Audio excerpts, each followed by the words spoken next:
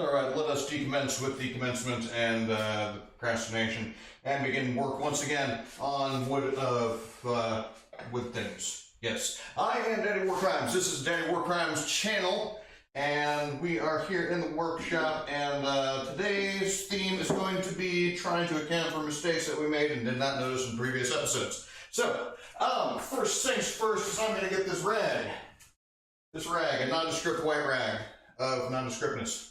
And then I'm going to redirect your attention to this shadow box and to this can of odorless spirits of mineral. And I am doing this because I want to direct your attention to two similar but very distinctive cans of spraying. This one being the spray shellac. Shellac. See, it says right there, spray shellac. This is what I wanted to put on the shadow box. This is spray adhesive. These cans are very, very different, but for some reason I put the spray adhesive on the exterior of the shadow box instead of the spray shellac. And this was after already correctly applying at least 2 coats of the spray shellac. So, what excuse do I have? None. None whatsoever. Except I was trying to do things in a hurry. You don't want to do. So, I've already cleaned this up once, but it's still sticky. Not nearly as sticky as it was under the previous iteration. And I'm going to try and clean it up again, just to get rid of the stickiness.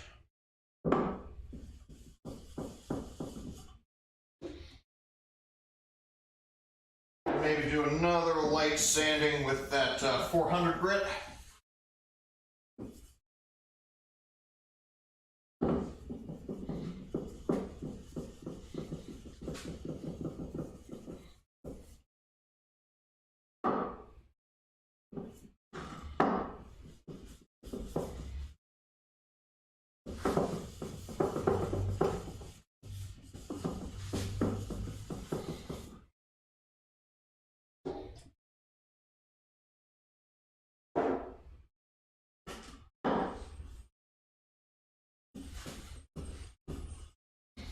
These, of course, are the odorless mineral spirits, not confused with the odorous mineral spirits.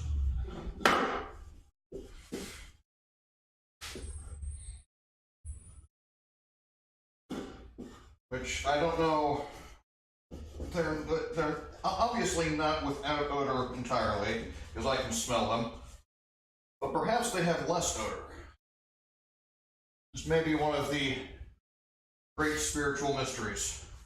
Get it? Spiritual? Because they're spirits.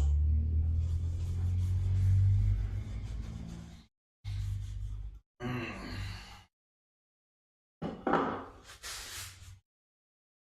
I do like these mineral spirits. They tend to clean things up really nicely without leaving any sort of residue, which I can appreciate.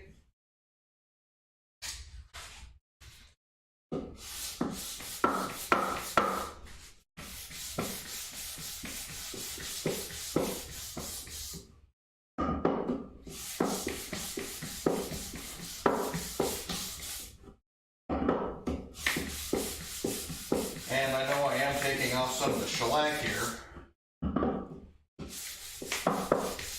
but that will just have to be part of the cost of my stupidity. Or if you don't like stupidity, cost of my negligence.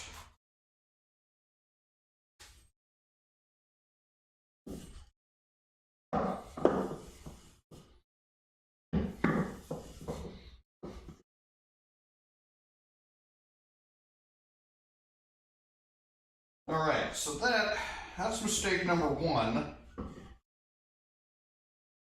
And I think that should be negligible in the overall grand scheme of things.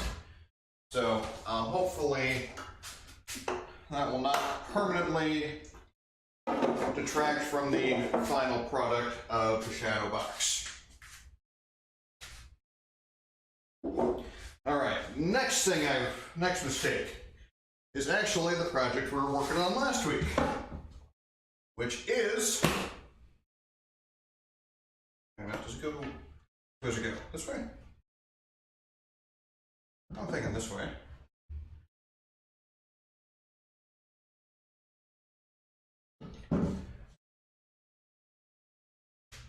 This doesn't seem right. Okay, so this is the bottom, right? So is the bottom supposed to be 24 inches?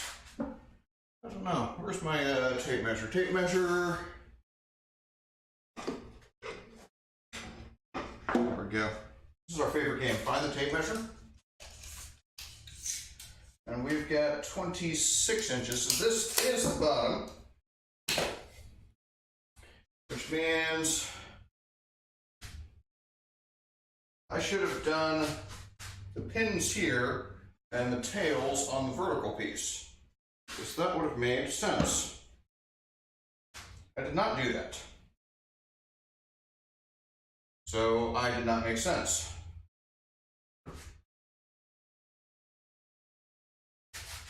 However, how much leeway did I give myself here? Let's just grab Mr. Ripsaw. This is the biggest saw we have, I believe, in our inventory. Okay, so we still got a decent amount of room to work with here. Okay, so if I cut these pins and tails off, I should theoretically have sufficient material left over. And I do need to make this thinner, because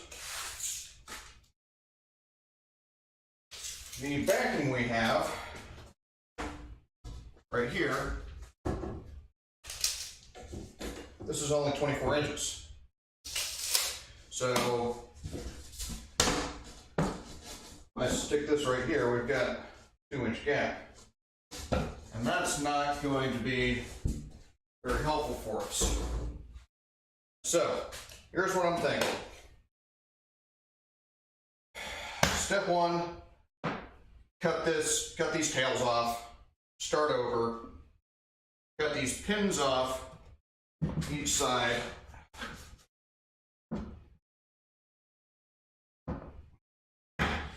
Get the mallet so we can disassemble this.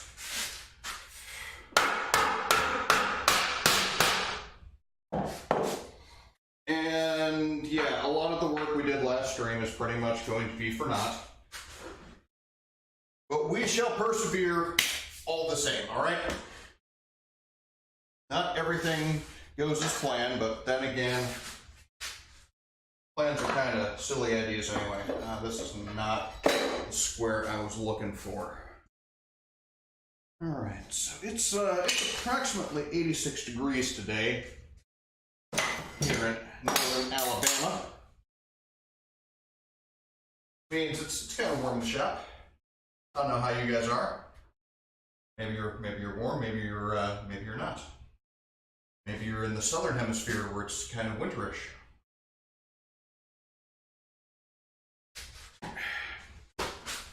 These things I will never know unless you tell me. Okay, so I can start with, that's my dovetail saw, so I'm going to need my cross-cut carcass saw. One of my favorites right there, cross-cut carcass saw.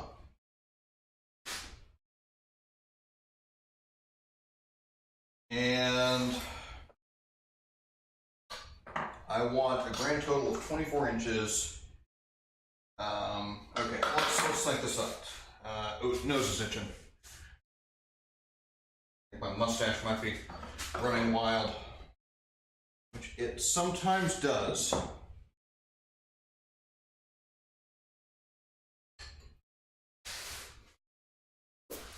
Okay, so we say we want 24 inches on the inside or 24 inches on the backing. Excuse me, folks, I gotta take care of this.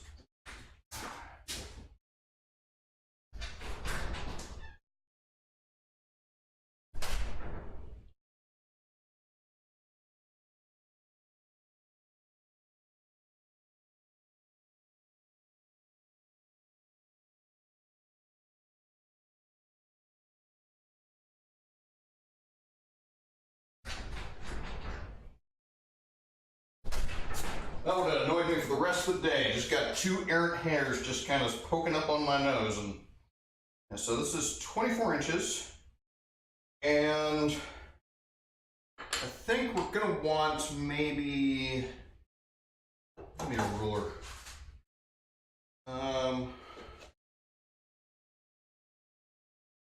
Quarter inch overlap.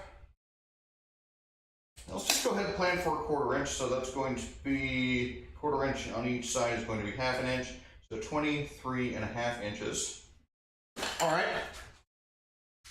I think we can get to that, no problem, because we're at 26 inches overall length. Now this means we might have to crowd the saws in a little bit closer together. Oh yeah, so it's yeah, we got plenty to work with. So let's go ahead. Do I have a true face on here or not? I'm guessing no. I'll be all right.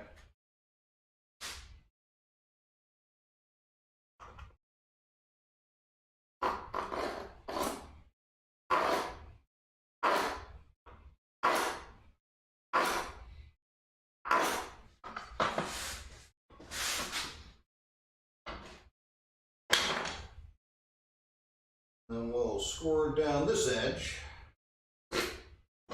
just to give us something to aspire to. All right, now I've got, there's my hold fast, we'll need that.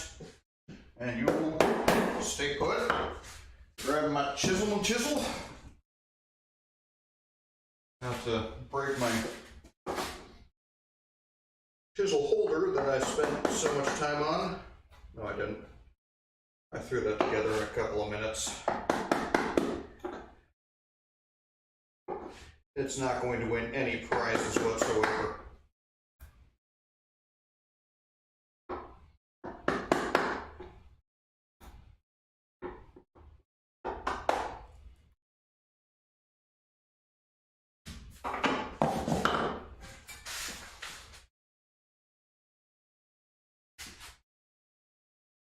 Zoom looking right there. Let's move back. Go.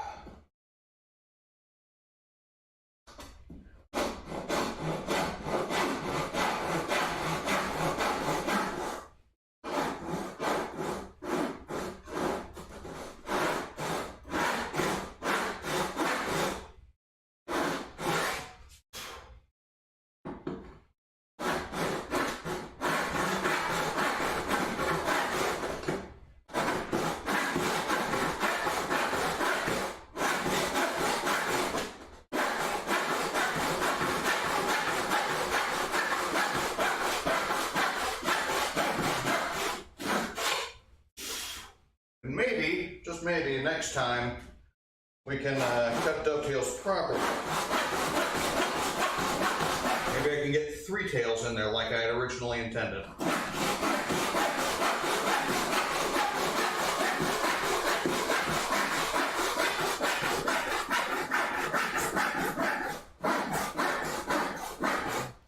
Oh, and we did procure some extra material.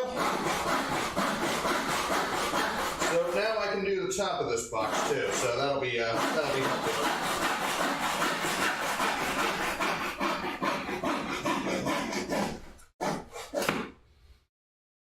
And so that's nice and fun, right? That's pretty, except for this part.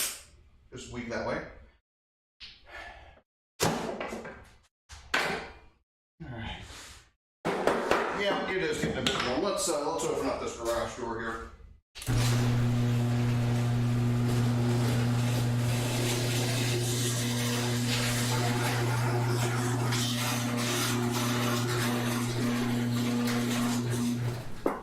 Can't tell necessarily if that's just the heat of the day or if these overhead lights have something to do with it.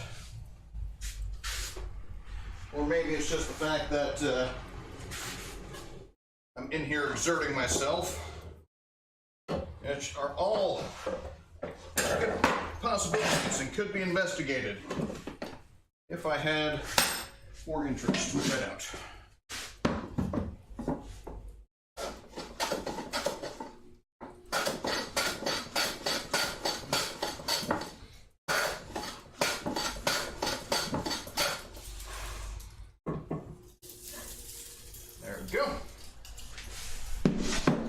clean edge all the way across. And ooh, those mineral spirits, they are not odorless. We'll be all right. We will certainly be all right. Okay. So, I want 23.5 inches on the inside. And this wood should be 3/4. Let's do that. And that's 3/4 pretty much on the money.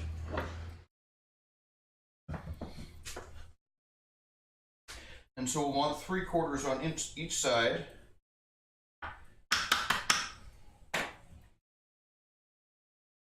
So let's see, that's 23.5 plus 6/4. That's 6/4 is 1.5.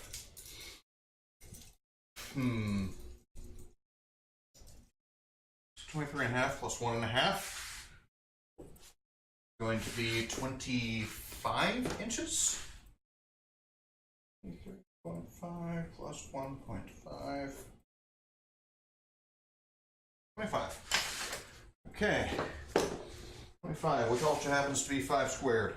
And there's your math lesson for the day.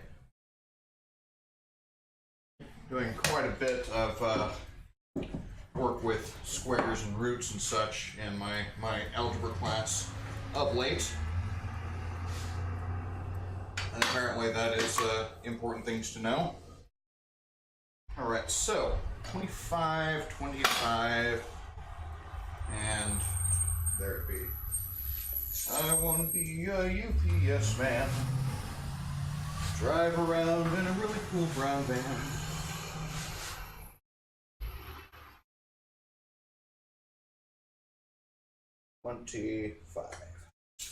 Nice little nick there, so I know where it belongs.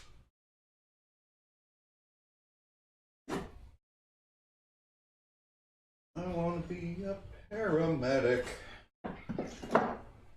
Shoot some funky anesthetic.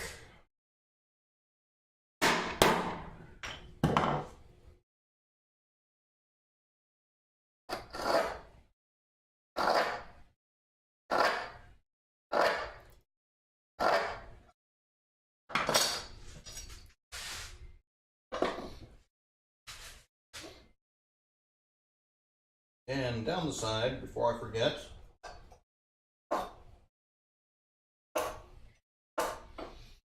okay, chisel, and I'm out.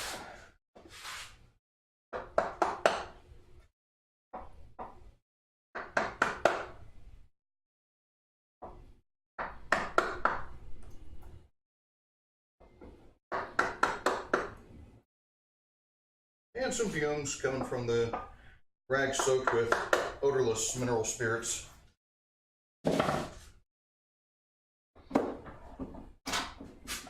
This is not the right saw. This is the dovetail saw. We don't want that one. We want the crosscut carcass saw.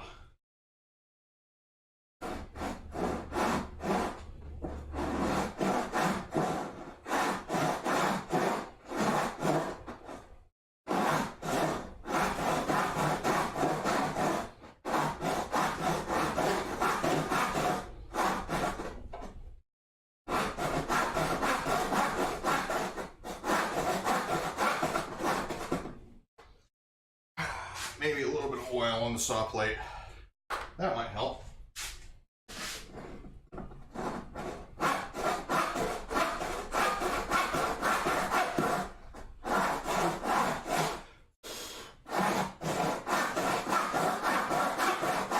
Paul Sellers released a video today for making a drawer in his workbench. And his workbench is very much differently configured than mine. Well, I guess not very much, but is sufficiently different that I can't do a drawer in that manner.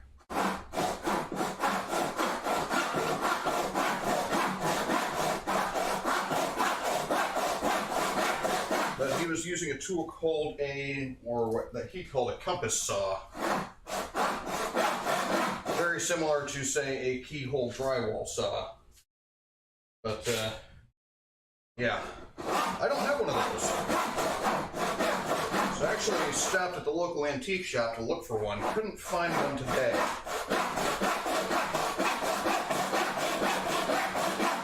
But I think that's something I ought to have in my arsenal.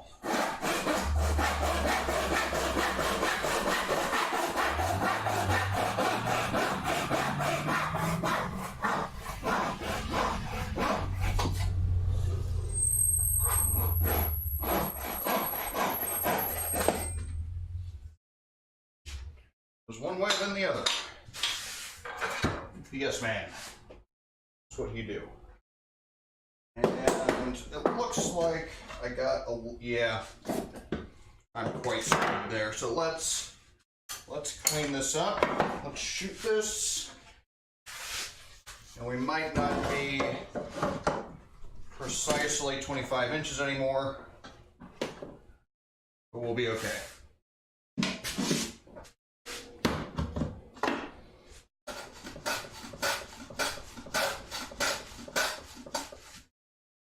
Let's get that nice and properly square.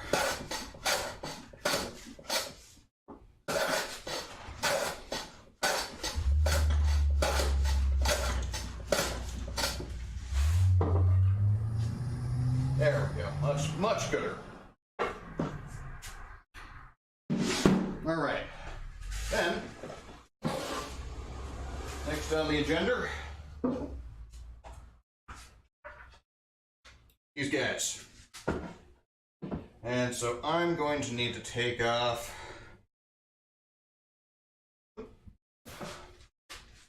both of those.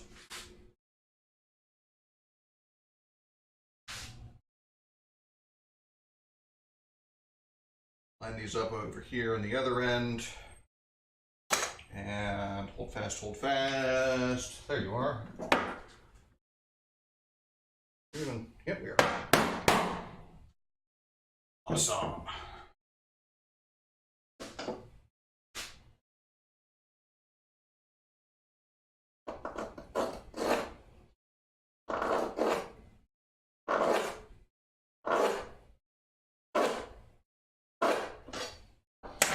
Now, do you think we can cut these both in one pass? I think we can. But first, let's make a knife wall. Always a good practice.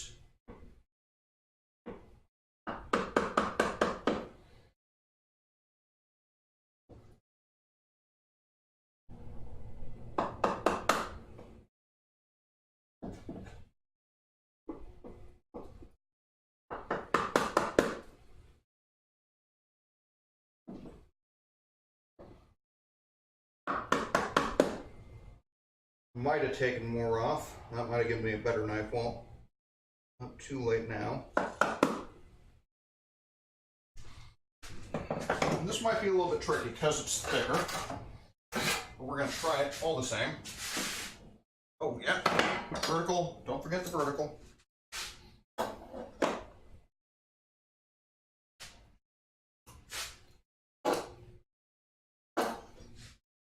Something to follow.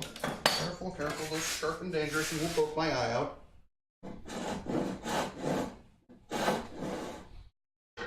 Yes, saw plate is sufficient.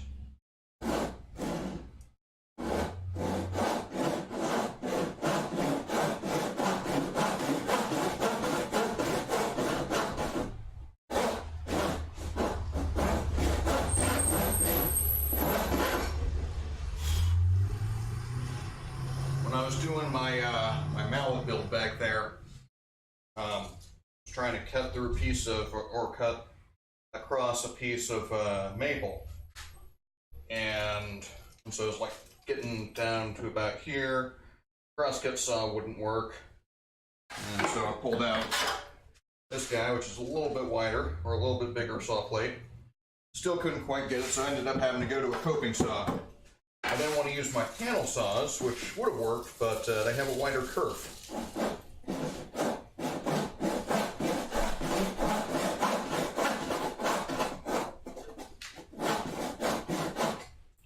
Maybe get this out here just in case.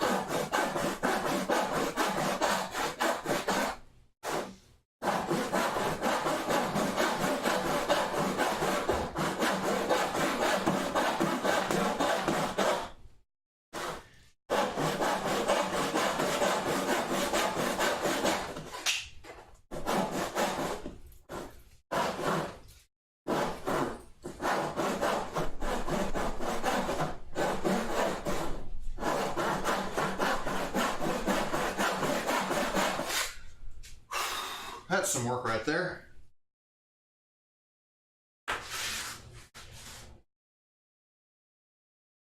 I wouldn't necessarily recommend this as a sole fitness operation, but as supplemental, definitely.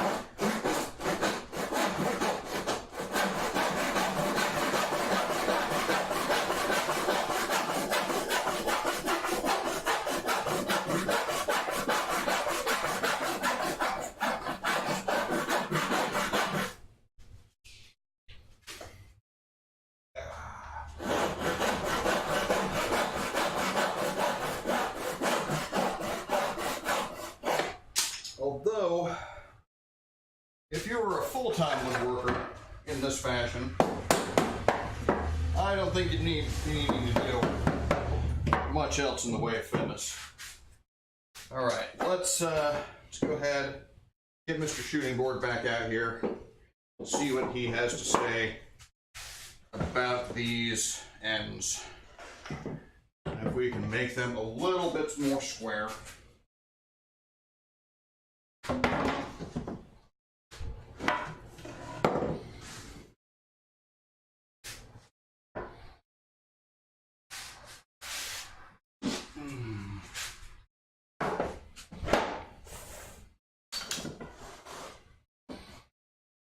When I bought this number 62 plane, I was actually a little bit debating on whether or not just to get a shooting board plane. So they make them specifically for this purpose.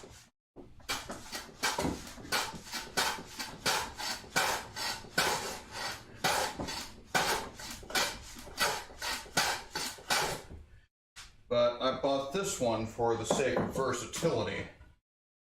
And yeah, 90% of what I use it for is right here. Just shooting these down and making them square.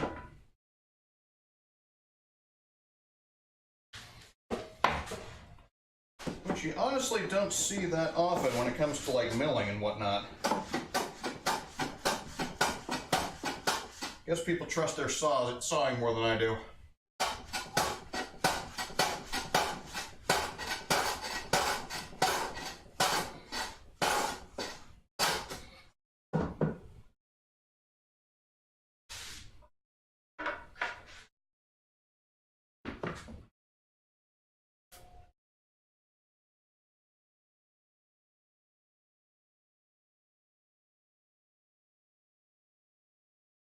Okay, so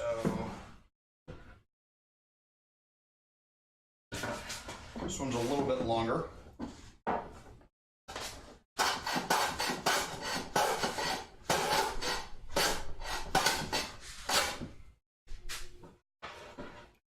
Just trying to get these as even as possible.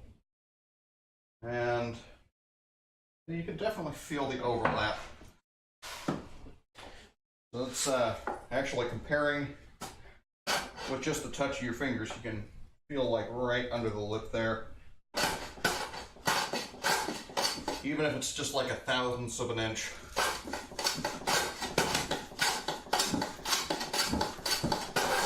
So you'll be able to tell better with your fingers as they touch than you would be with any sort of measuring. Like even now, I probably wouldn't even register on a ruler that I could see, but I can definitely feel the difference.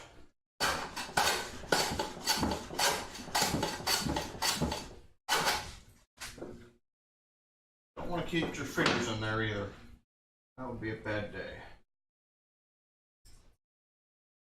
I can still feel the difference, but it's fairly unnoticeable, so I'm just going to leave it there. I run the possibility of going too far, and then you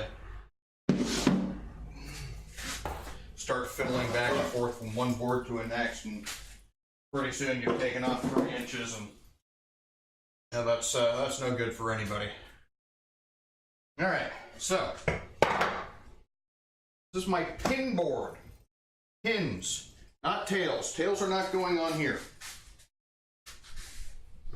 So this, the vertical, would be my tail board. Okay.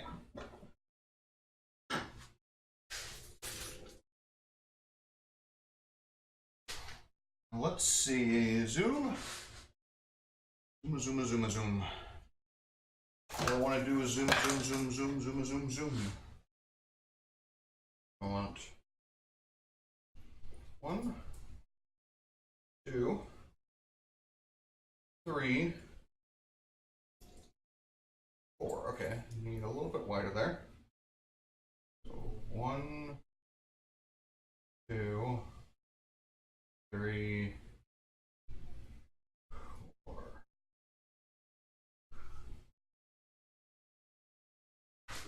So if I do that, then I make a little pencil mark here. 1, 2, 3, 4. I'm going to have absolutely tiny pins. That would be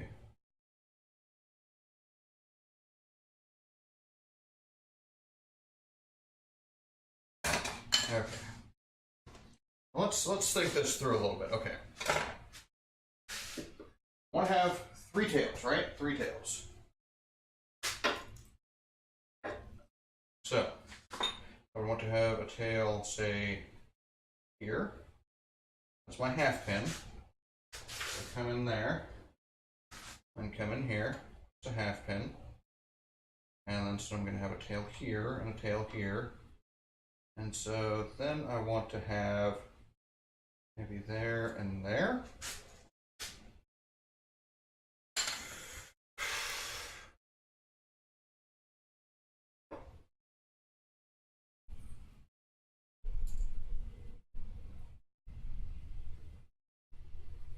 One.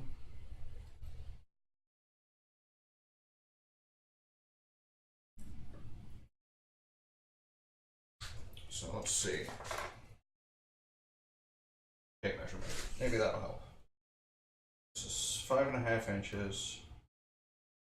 And so I've got, say, 5 inches, right? So 1/4 inch on each side. Now let's do, I want to do 1/2 inch? I don't know. This is just bewildering. I've never done the three tails successfully, is the problem.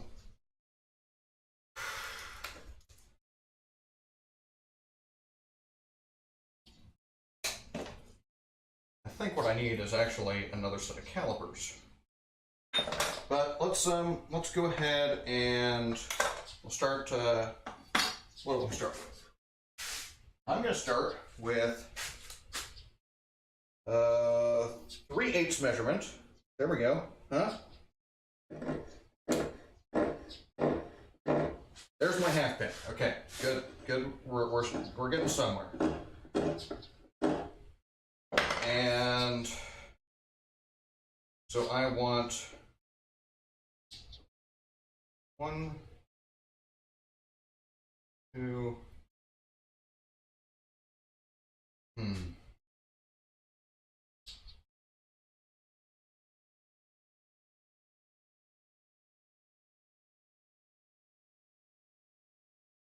Maybe, yeah, that's not, okay, let's do that. So we'll go 1, 1, 2, off. So wait, do 1,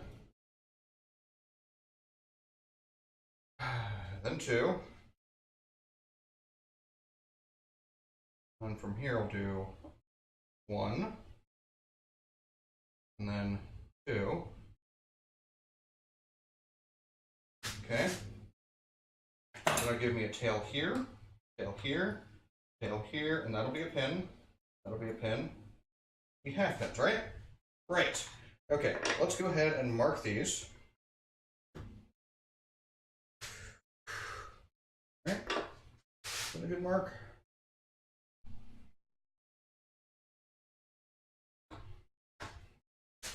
Oh, man. This is just blowing my mind, unfortunately.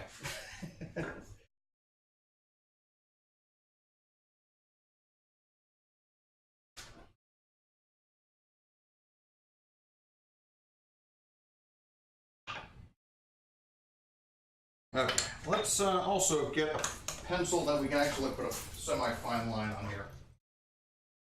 That's probably going to be useful to us, or shall be at some point in the immediate future.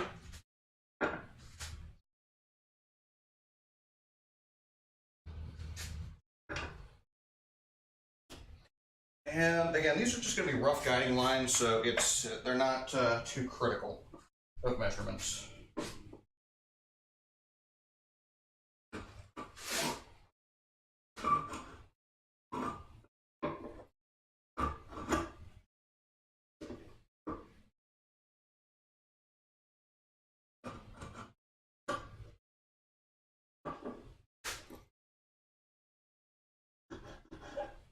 Probably make sure this is still, yep, that's still a good measurement.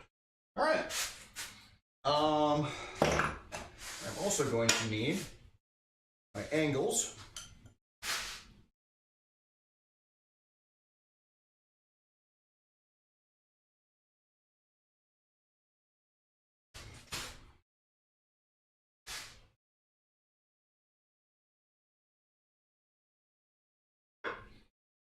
These don't need to be too terribly exact.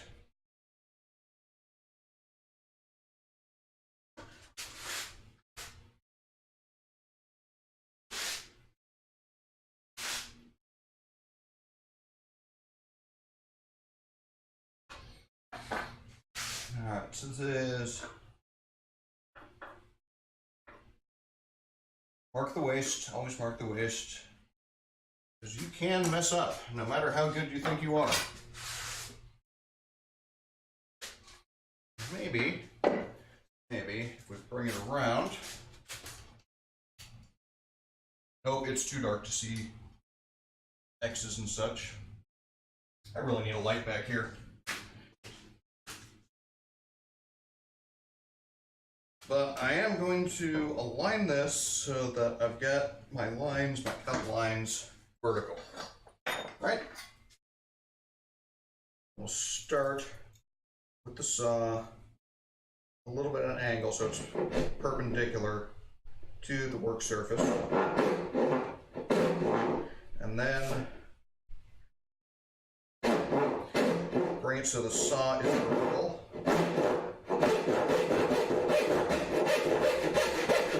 Work down the line.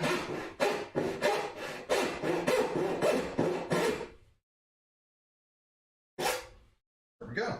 That's one cut.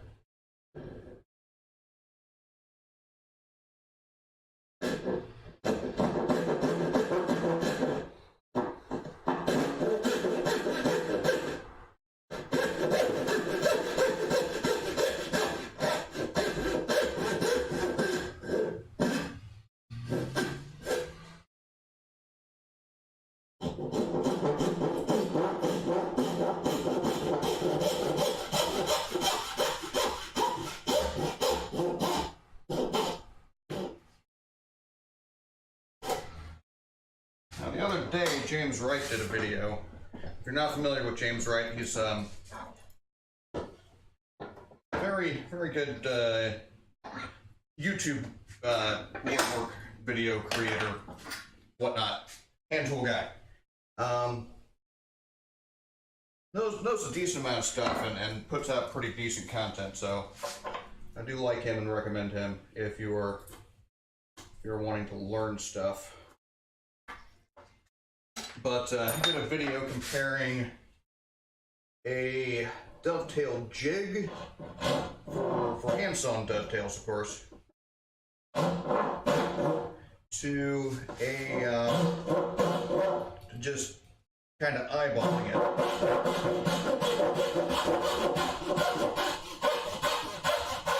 And I'm not necessarily interested in doing a jig per se, one that, say, clamps onto your saw and kind of guides it at the appropriate angle. But I do like having a template to use.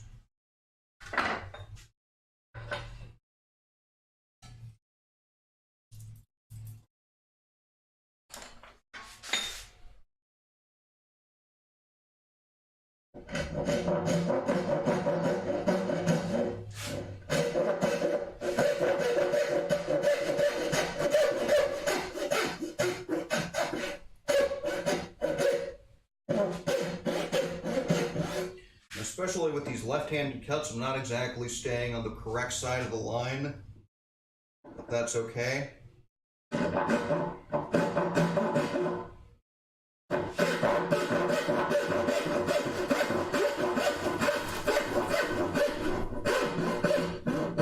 These angles are kind of inexact to begin with, so the fact that we're not following them exactly is not too big of a deal.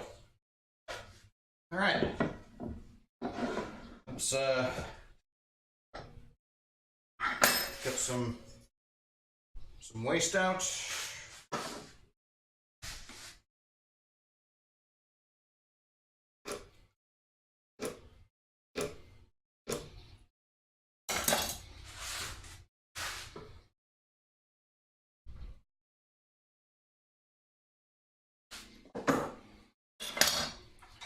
Keep trying to put my my tools here, the sharp ones anyway, in this tool well of sorts.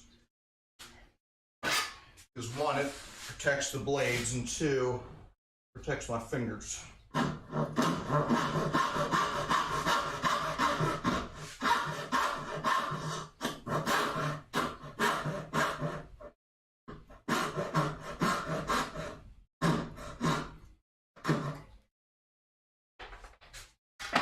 Piece of oak I don't need.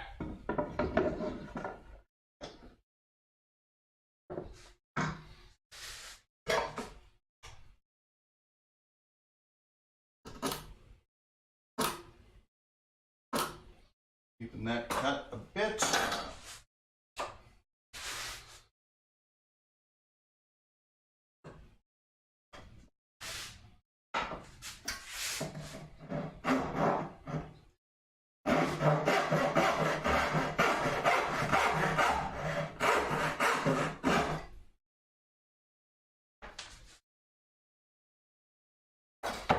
Alright, so do I want to do, yeah, let's,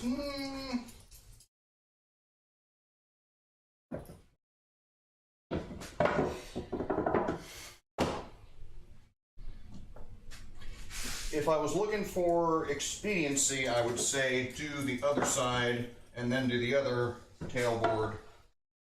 But I think expediency has bitten me in the butt a few too many times, so I am going to instead opt for a more incremental approach. That is, I'm going to do one board at a time, one joint at a time, and I will execute that joint completely to give me the maximum opportunity to correct any mistakes that I might happen to make. And 1/2 inch. No, let's go bigger. Let's go bigger than a 1/2 inch.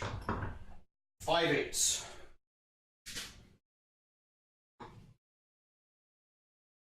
I want to do 3/4. What is this you have on you, Mr. 3/4 chisel? You are not authorized to have gunk on your spine. Yeah, let's go ahead with the 3 chisel. I think we can make happiness with that.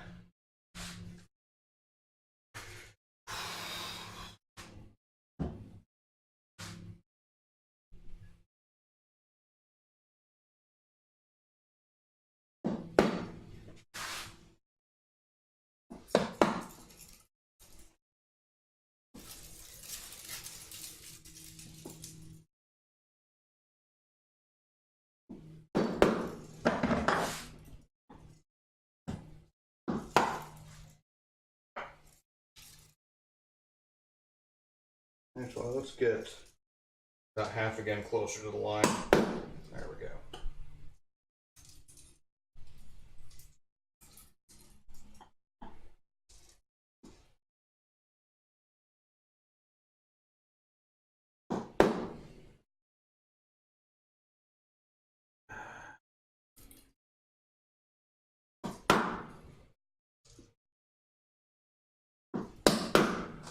Okay.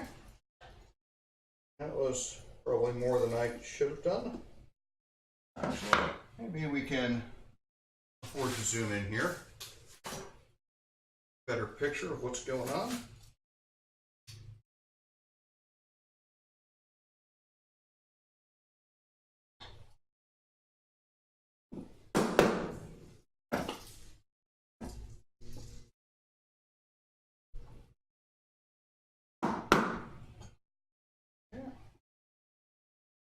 A nice little chop on this side too, so he doesn't feel left out.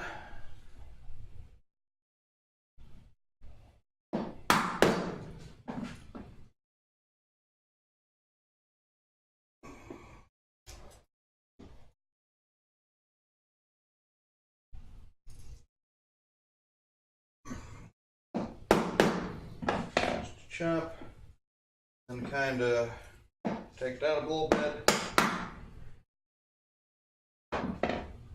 Go back and forth, straight down, and then come back to the angle.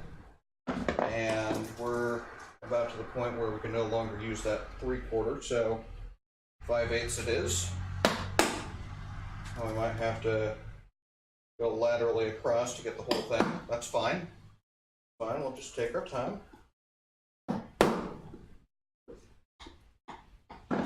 And chisel should probably be put in there where it's not going to hurt anybody or get hurt itself, because you know chisels can be sensitive like that. I mean, they fall in the concrete once and then you have to spend, you know, a couple, maybe 20 minutes back on the stones just trying to get that edge back.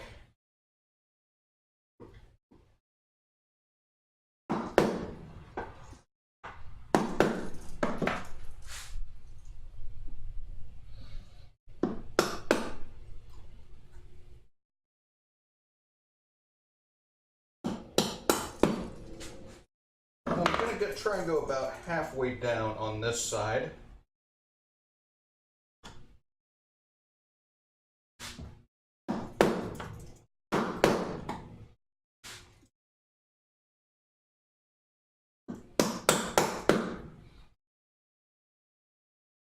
Let's take shallow passes, shallow as we can, don't want to be too greedy. We've got nowhere important to be.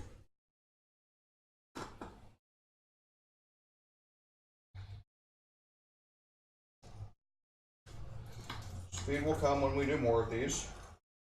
Which is kind of one of the reasons why I wanted to do 3 tails, just so I had more practice at it. And I think 3 tails is going to be a bit more difficult to fix, so a bit more challenge there. But last week I just could not figure out how to make 3 tails. So I gave up. But that's okay, because another mistake gave me the opportunity to fix that. So we'll take full advantage and we'll make 3 tails this time. All right, that's about as far as I think I want to go with that side. Go, deepen that cut just a little bit. Take out another chip.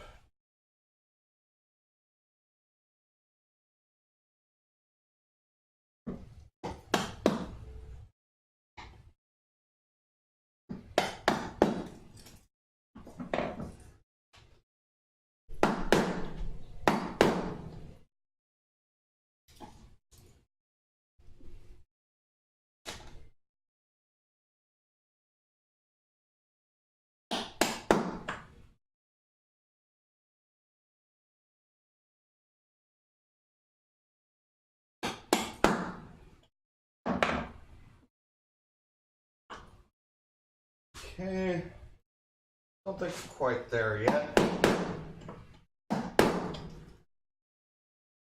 Maybe another chip out of here.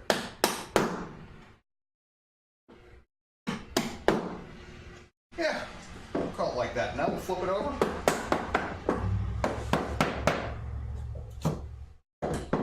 And dump the chips, brush off, because we don't want any of that underneath. Gouging into our material. And it's like we're starting from scratch, but we're not.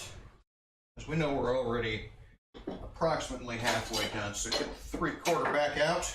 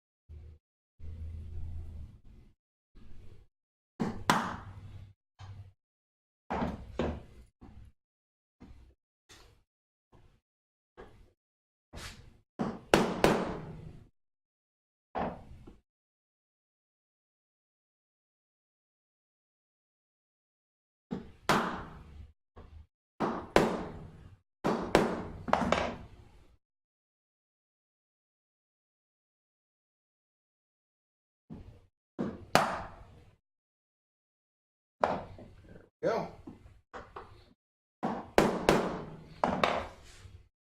Can be a little bit tricky sometimes managing get a good chip out.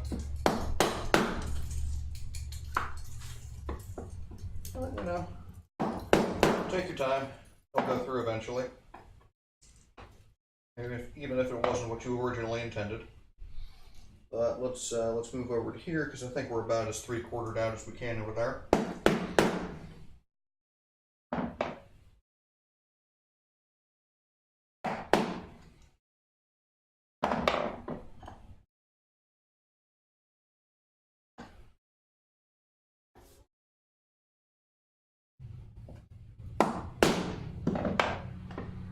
Nice solid thump. And this is why we're staying away from the line, because it's compressing that over on this side of the cut. We don't want compressed wood, we want nicely cut wood. That's why we're just staying away from that. We'll come back later to get that final little, maybe 32nd or 64th of an inch.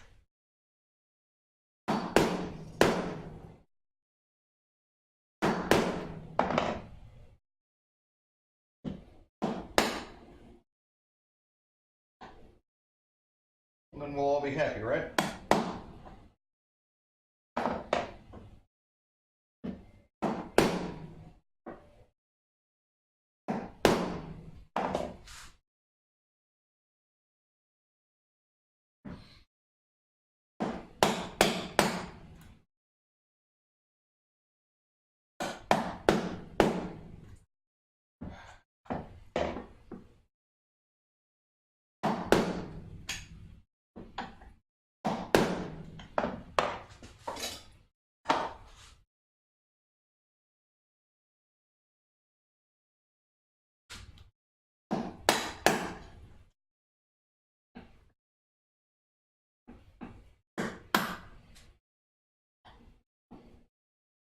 we're getting pretty close to cutting through on this side.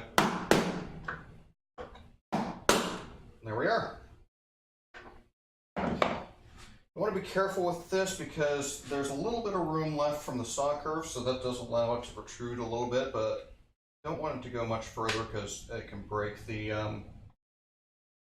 tails or the tips of the tails. And you don't want to break the tips of the tails. It'll be troublesome to break the tips of the tails.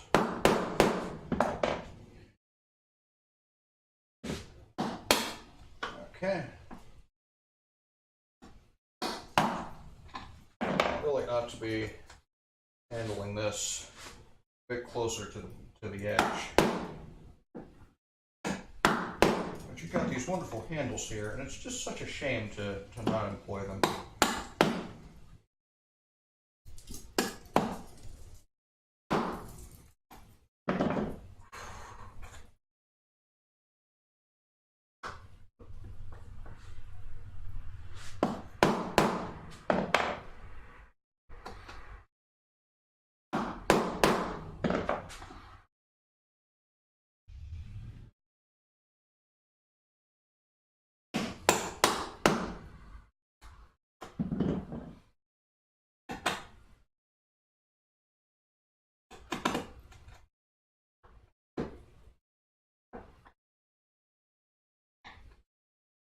And within the next couple of passes, or next couple of wedges, we should be breaking through.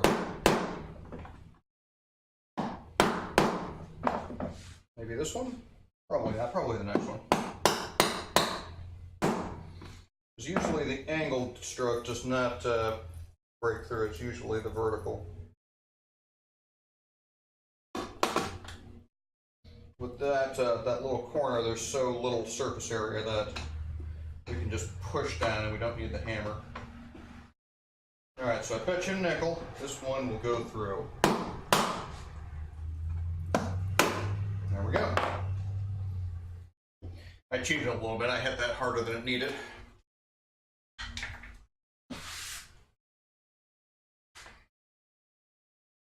Get the hold fasts off. Zoom out so you can see more shop or the bench. Alright. Oh, this one actually didn't cut all the way through. That's okay. I have a remedy.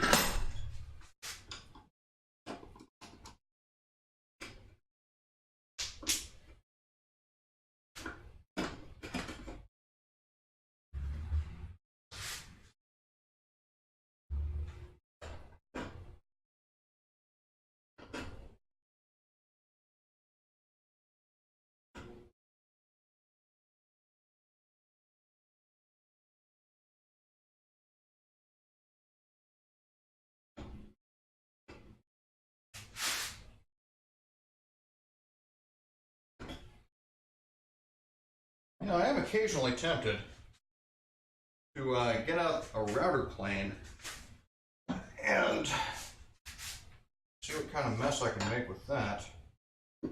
Let's give that a whirl, actually.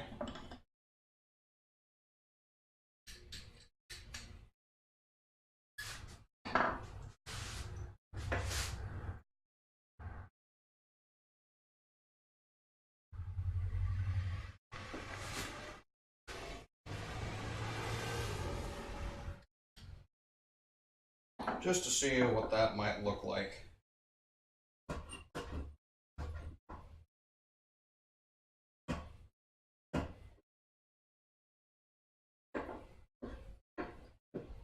Actually, I think it needs to be quite a bit sharper than that, so.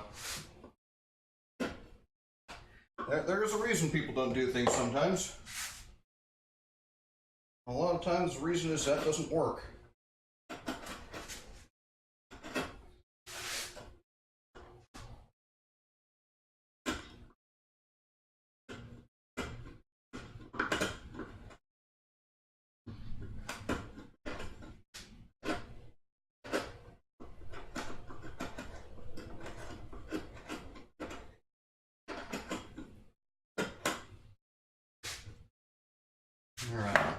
finish up this edge.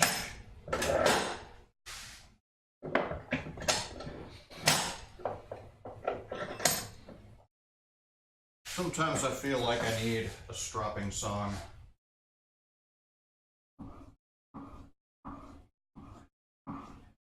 But nothing comes to mind.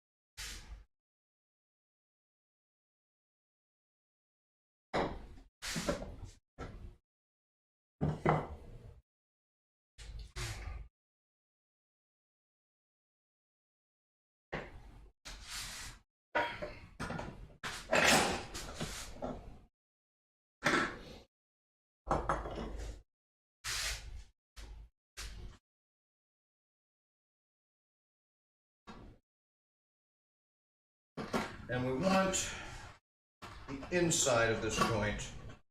It's to be either flat, completely flat, or actually even dipping in the middle. So it's okay for this joint to be somewhat hollow, because we're not getting any real strength, mechanical or even glue-wise, from the bottom of this joint. That's all going to come from the inside of the tails meeting the inside of the pins. That's where the strength actually comes from, both mechanical and glue. So that's where the long grain is.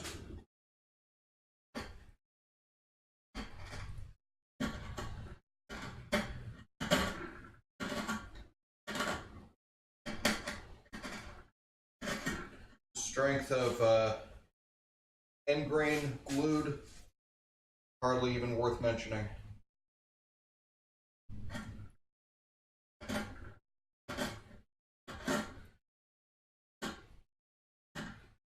It's better than nothing, but yeah, it's not saying much. Alright, from the other side,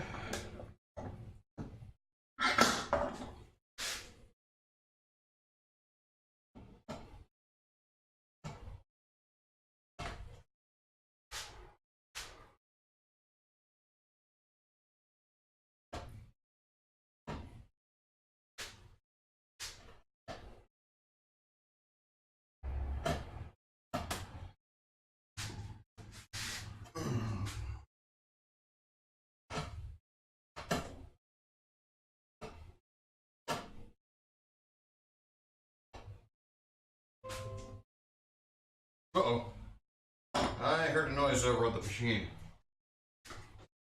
Give me some kind of notification. What are your notification? My Gmail account settings are out of date. I don't know what that means.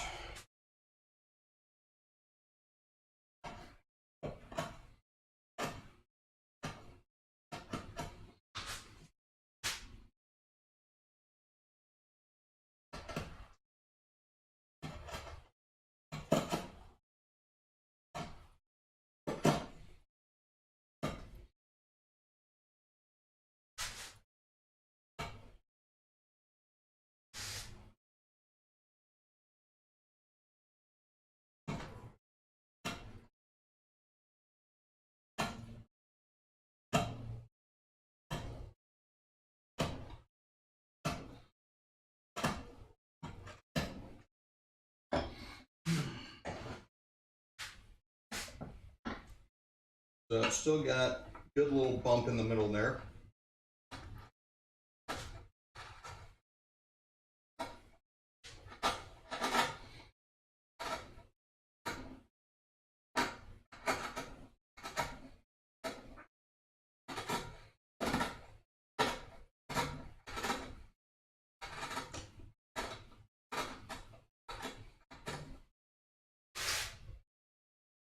Getting close. Just be very, very careful and gentle with this.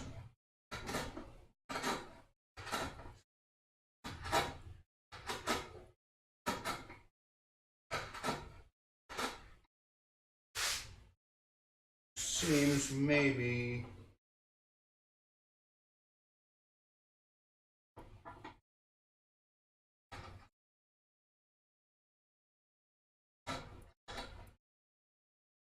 yep, so I'll need to get that from the rest of it from the other side.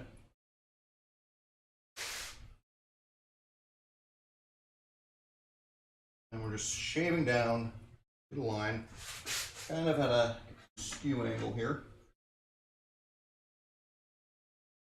Being ever so careful not to go past the line.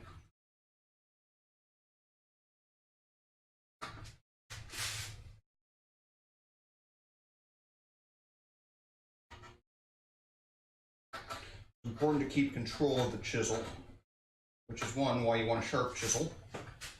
And you don't want to put too much force.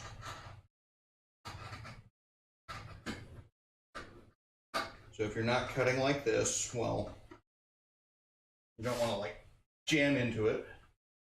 Just, you know, kind of lean a little bit. If leaning doesn't work, maybe sharpen your chisel or switch to the mallet, because with the mallet you can make very, very controlled light force taps.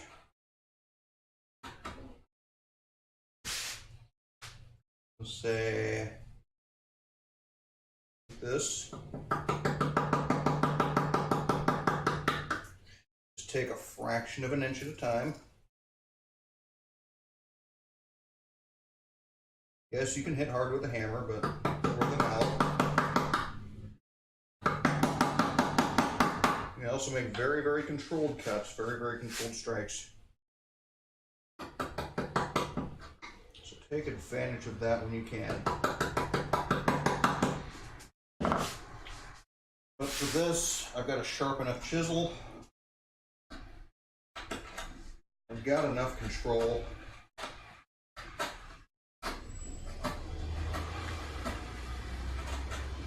I prefer just doing it by hand instead of with the mallet.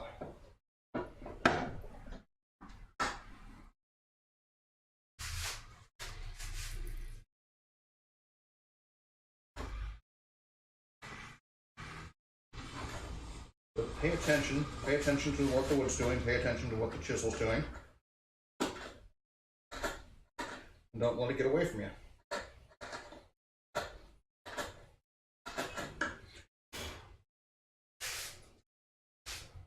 A little more on this side.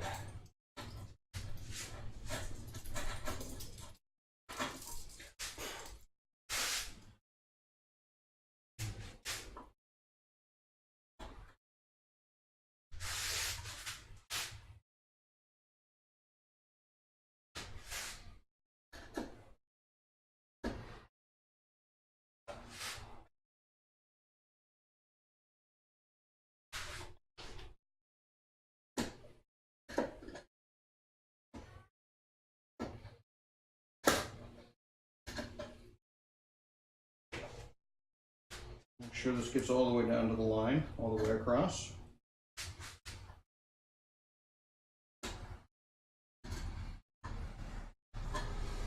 Clean the fuzzies out of the corner.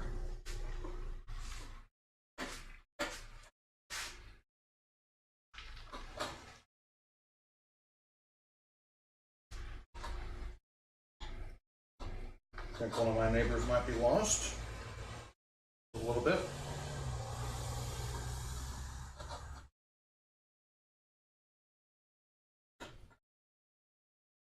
All right, I will call these tails done.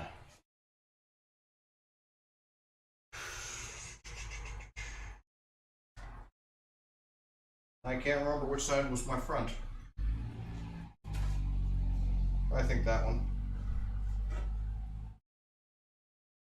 Guess it doesn't really matter, does it now?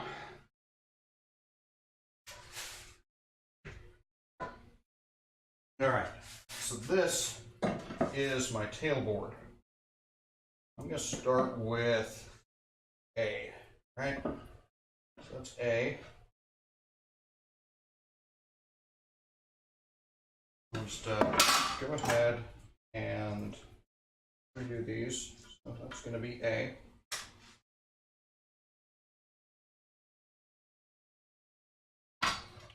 So inside to inside,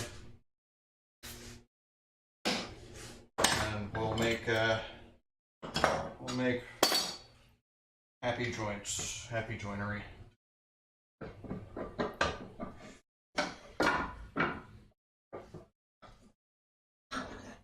Okay, get this approximately level, and maybe a 1/4 inch, maybe 3/16, somewhere around there. These are in the way. That was probably a very dangerous way of handling my tools. But they are handled.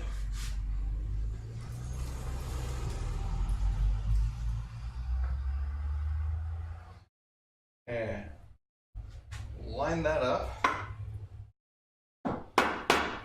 A little bit of downward pressure, not too much, just a little bit, just to hold it in place. And we're all flush there. And let's make some knife marks.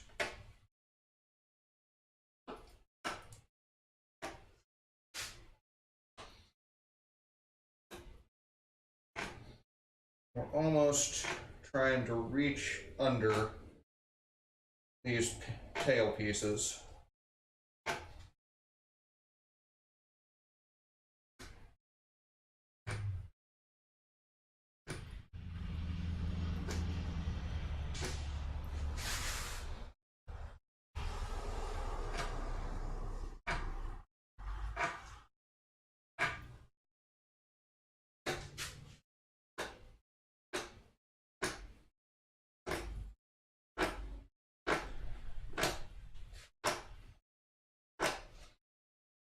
All right, that's that.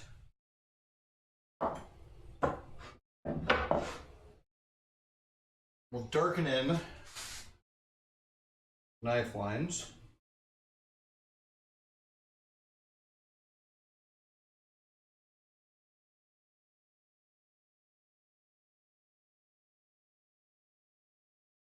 Put some X's. Let us know what we're cutting out and what we're saving.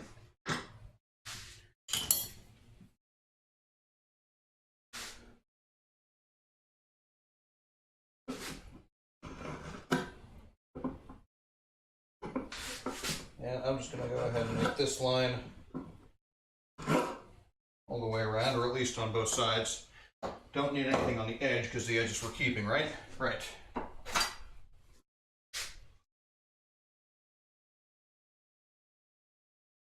All right.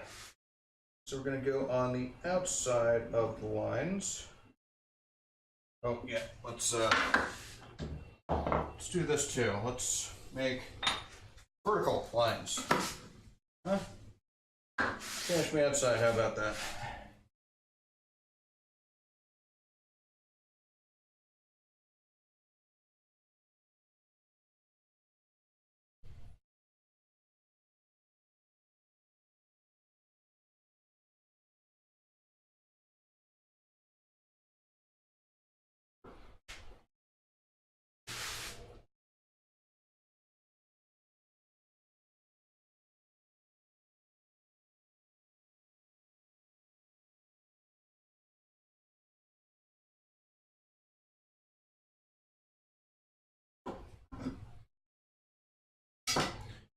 So we're trying to do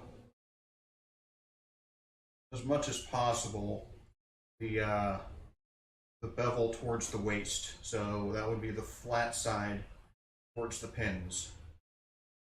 Like on these outside half pins, there's not enough surface material to register the square against.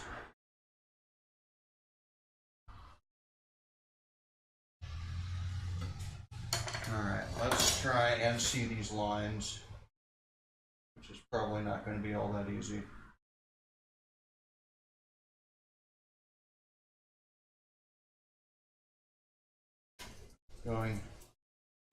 Going with the grain like this in oak, because oak has such a loose grain structure.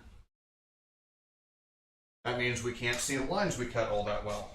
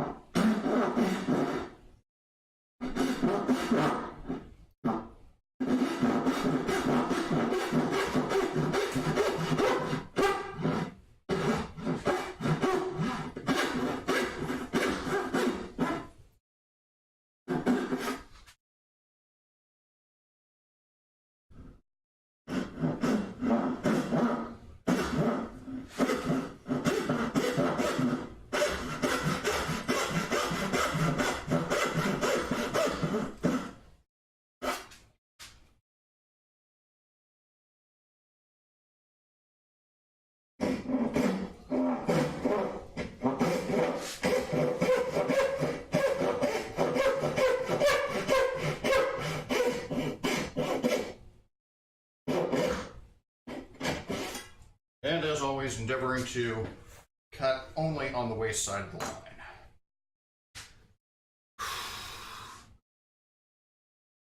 Trying to see if I got, yeah, a little after 4 o'clock, so I still got a good amount of time allocated for this. Don't necessarily have a whole lot else going on, I mean.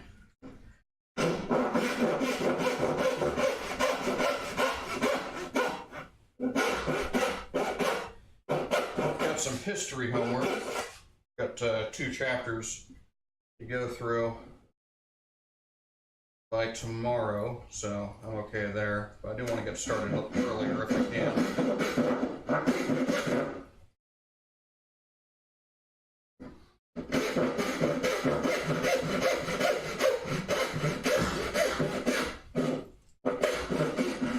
History is definitely not my favorite subject, but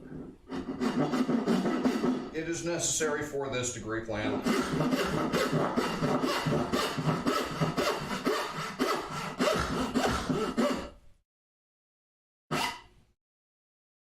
All right, there's a joint. Let's cut this out, shall we?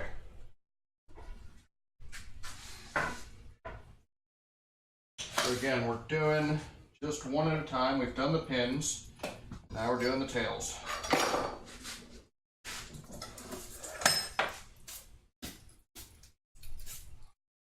Clean up our surface.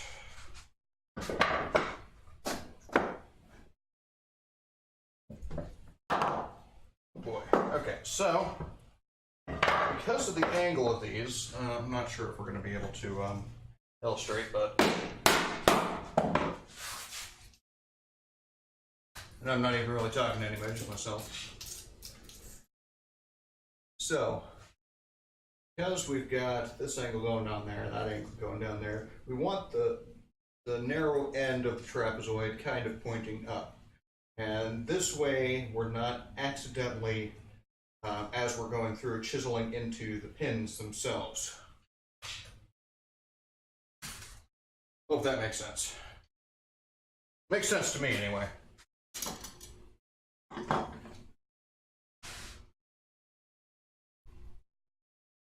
All right. Start a little ways away. There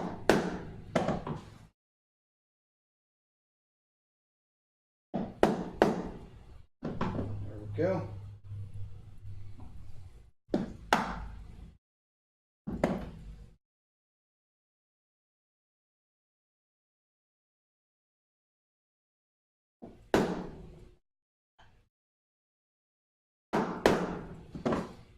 And I really didn't notice the last time when we were trying both the coping saw and the chisel only method. Wasn't a whole lot of difference between them, unfortunately.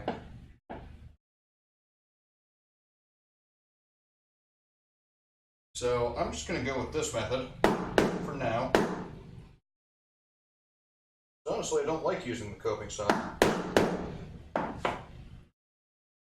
The blades you can't sharpen, so they have to be disposable, which is fine. But I think the disadvantage, for the most part, biggest disadvantage of the coping saw method is you don't have as much control.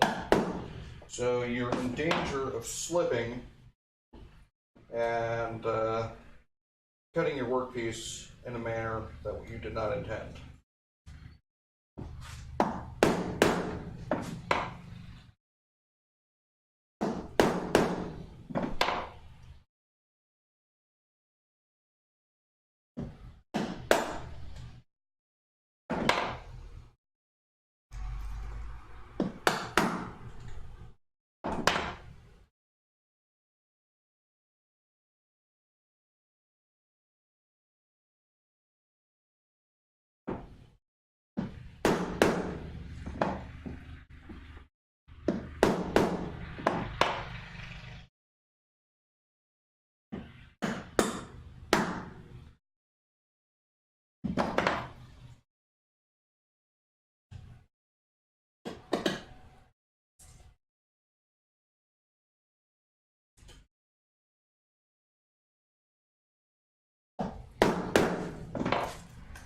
And again, if I wanted high volume production, I'd be doing multiple sets of tails, followed by multiple sets of pins,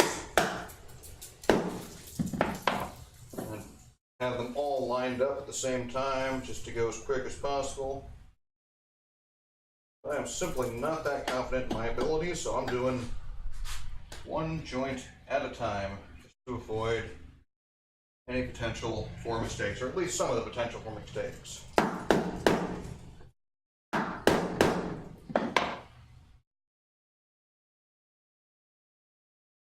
Okay, that's about as far as I want to go there.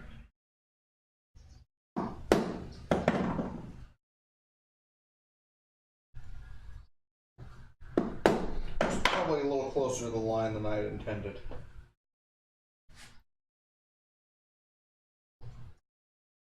So we're just going to have to deal with it, aren't we?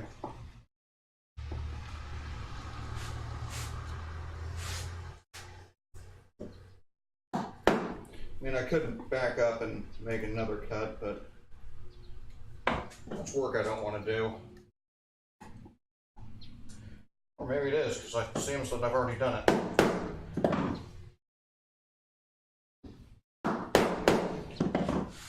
Because I didn't make the relief cut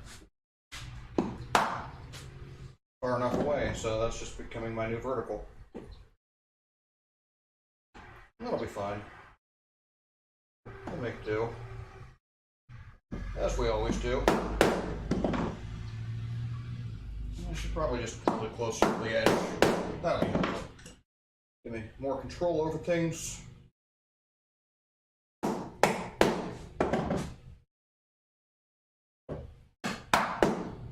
And we can afford to zoom in, I think.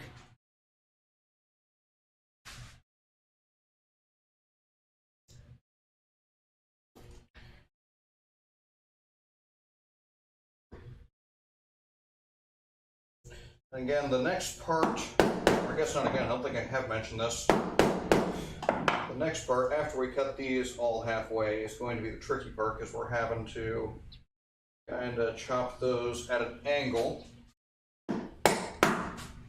which we can do. Just something you have to be careful of, so you don't cut your pins inadvertently.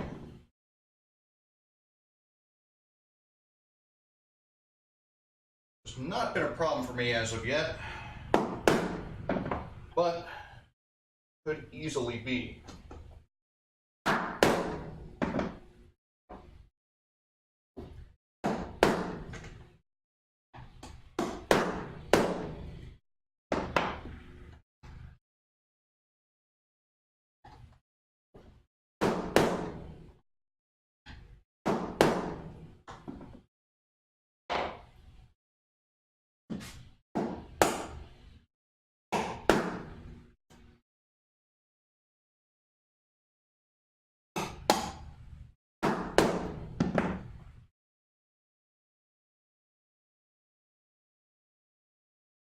I think that is sufficiently close to halfway. Go ahead and move on to recess number 3.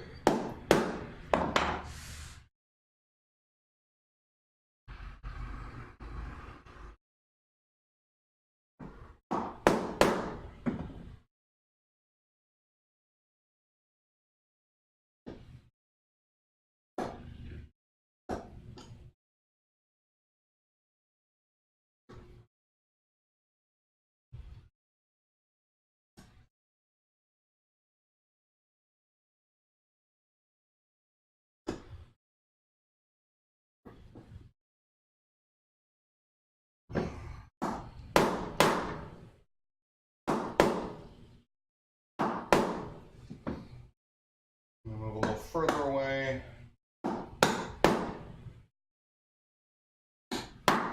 Take out the bigger chunk. Yeah.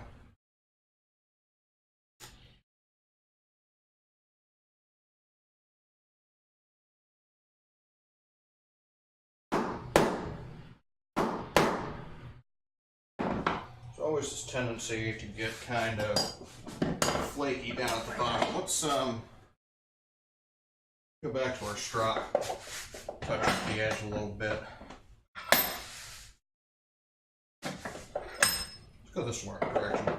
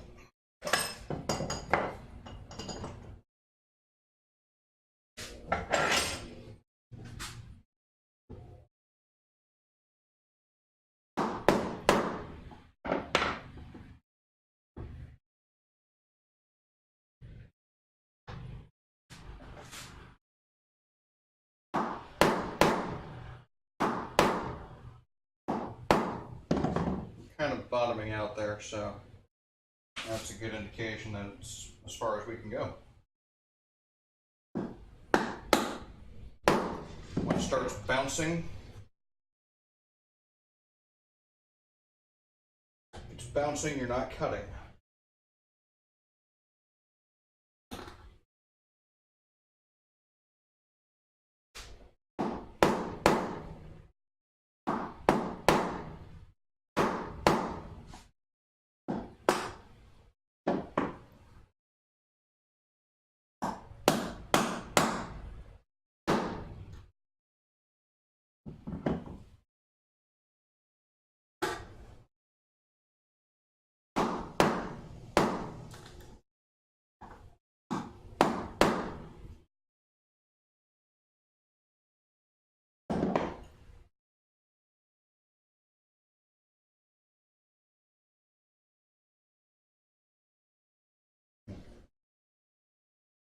Got these little metal bezels here for my chisels. Not really sure how they function. I've never disassembled these things.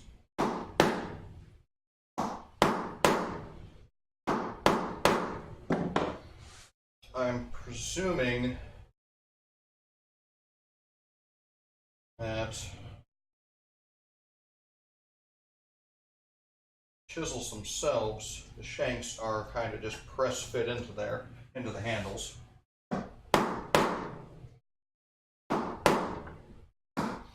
So that seems to be the popular fashion. I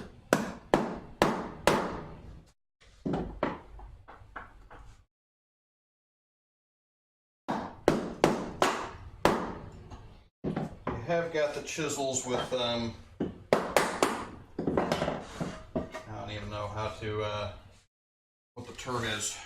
the socket chisels. I think those are more prone to damage.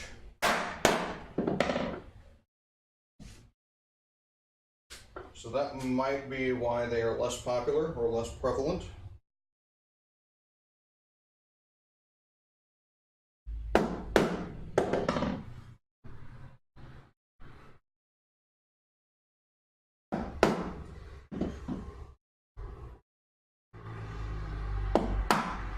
I imagine fewer and fewer people are actually making their own chisel handles.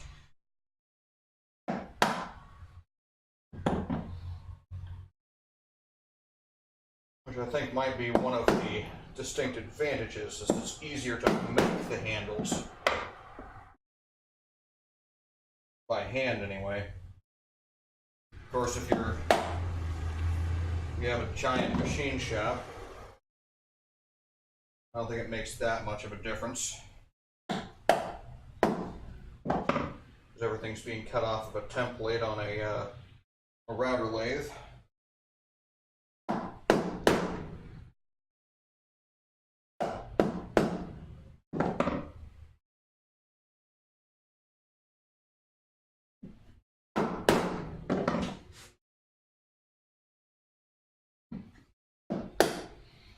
So this angle here, we kind of have to watch out and try and match that angle. It's not too difficult, but it's a little bit trickier than the other way, where we just carve straight on down.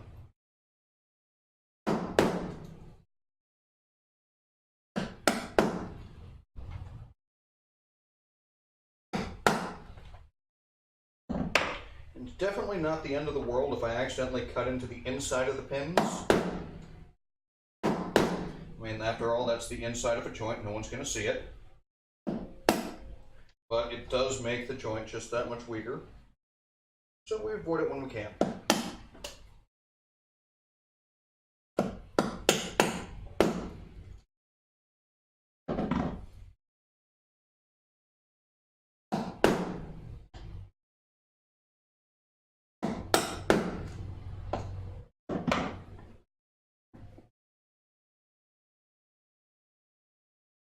So with the tails, we're going to switch back and forth. Mostly use the 5/8 chisel. With the pins, I can get the whole thing done with just this 3/4.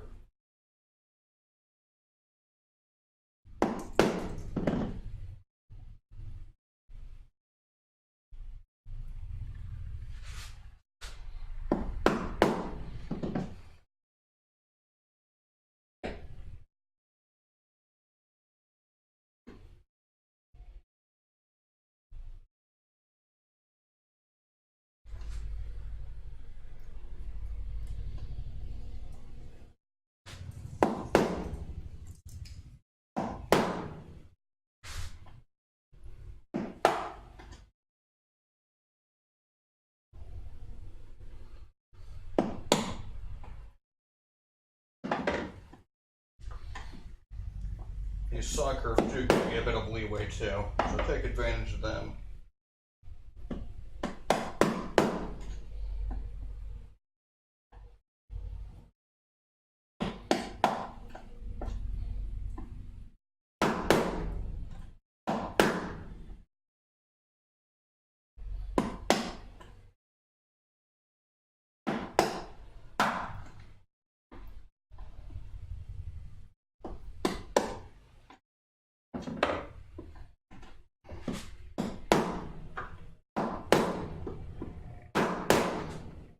Like one chop at that angle, chop at this angle, chop down the middle. That'll get you pretty dang close.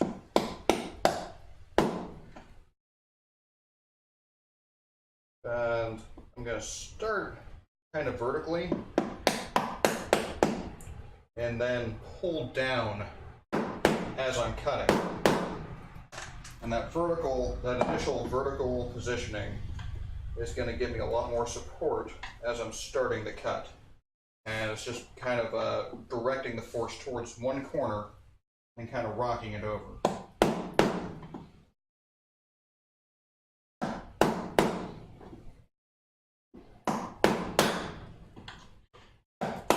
And with the vertical cut, doesn't matter so much because I'm registering against the back wall there.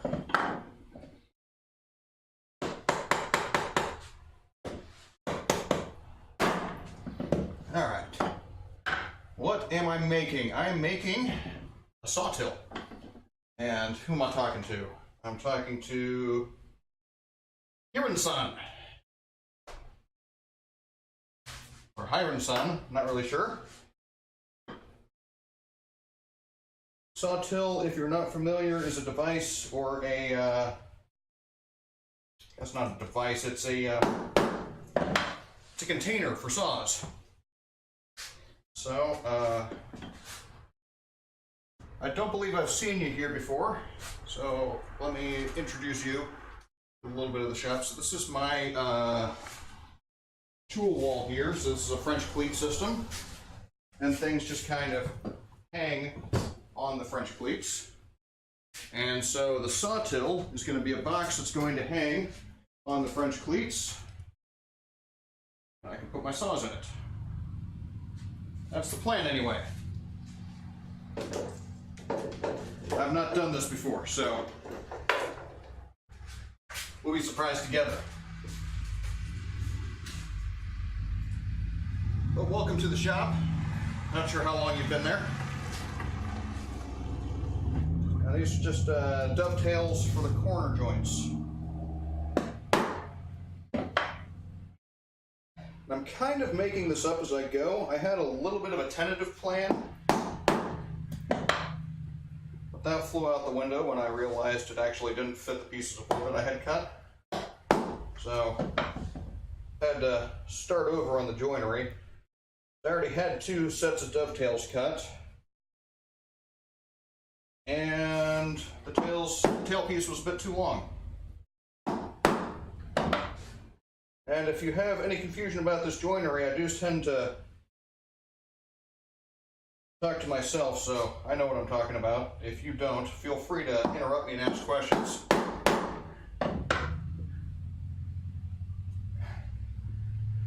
Well, thank you very much. Thank you very much for stopping by. Always nice to have someone to talk to, even though I am getting accustomed to talking to myself.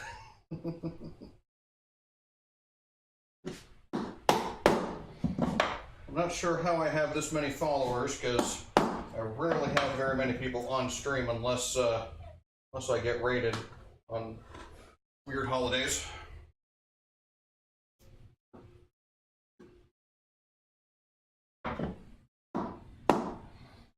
And kind of at that angle, and vertical.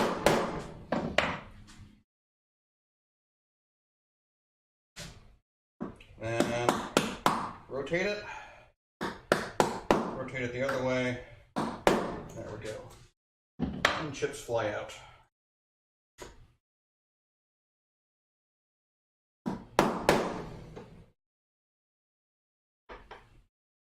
So this is the pin section, which we're going to mate with the tail section. And once I get this chunk cut out, I've got to clean up all of those, make them nice and flush.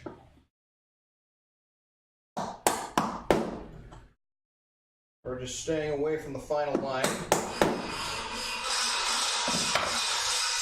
Hiron-san, thank you very much for the follow.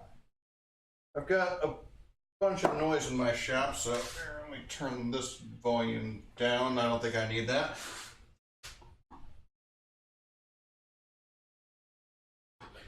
So yeah, with hand tool work, you try and get close to, but not quite up to, your final cut line.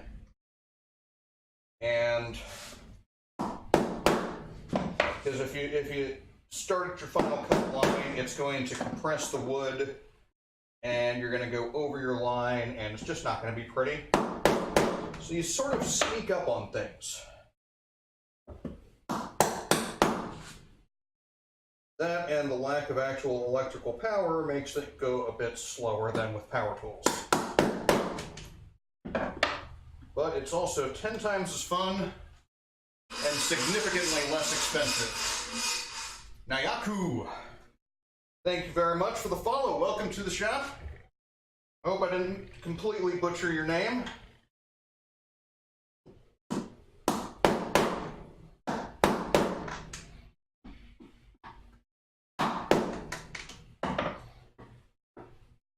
Okay, we're almost through on this one.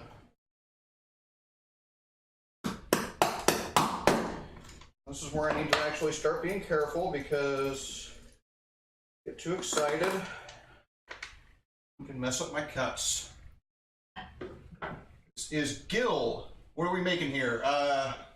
Sorry.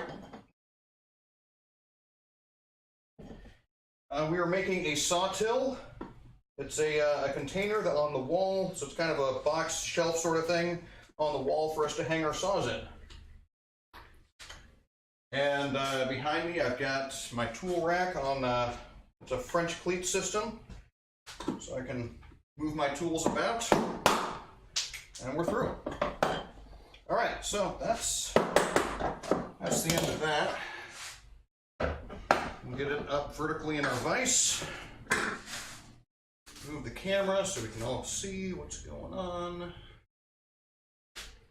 And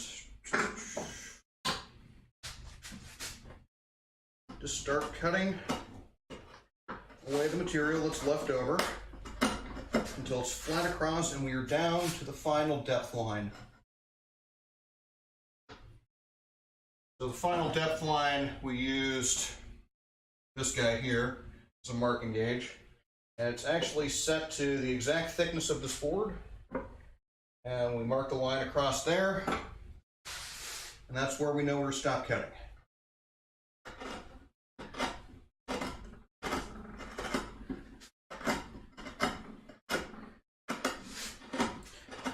Now, just so everybody knows, since you're new to this shop, I am not a professional woodworker.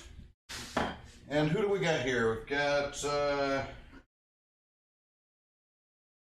Snap the God. Welcome to the shop. Glad to have you here. I get the feeling you all folks know each other. And I do apologize, I'm still not quite accustomed to my stream feed and reading all the chat, so I might be a little bit slow to respond.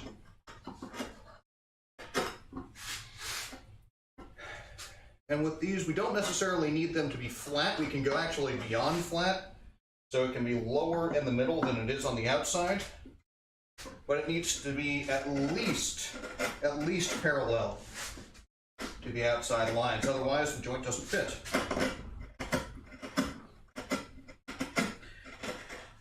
But we don't necessarily need it. Thank you for the follow, Snap. Always fun to have more follows.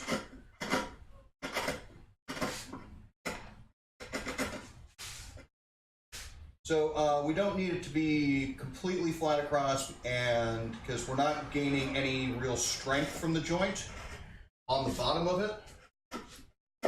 The strength comes more from the inside of these pins. That's going to be both mechanical and gluing strength, which we're not going to get from the end grain here where I'm cutting. So that does not need to make full contact. No knowledge, that's okay. I have very little knowledge myself. I'm probably not the best teacher, to be quite honest. I've been doing this woodworking stuff for about maybe 3 years, and only as a hobby. And most of what I've learned from different folks on YouTube. So there is quite a bit of wealth of knowledge on YouTube for that. And of course, I do woodworking the hard way with almost exclusively hand tools. Hello, who have I got here? Is this Biska? Biska, I really got to do something to see these names better. Welcome back, Biska. Good to see you again. Did you bring these folks with you? Is that why I'm suddenly being inundated with new faces? New names and new follows? It's usually when I get a bunch of strangers in here, there's someone behind it.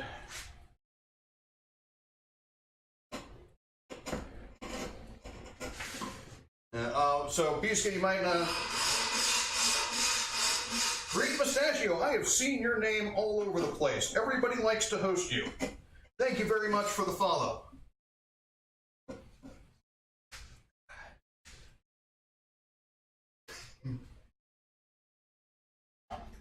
Gotta get this closer. Maybe I'm going blind here. Just tweet out the link because I thought you were cool. Well, thank you very much.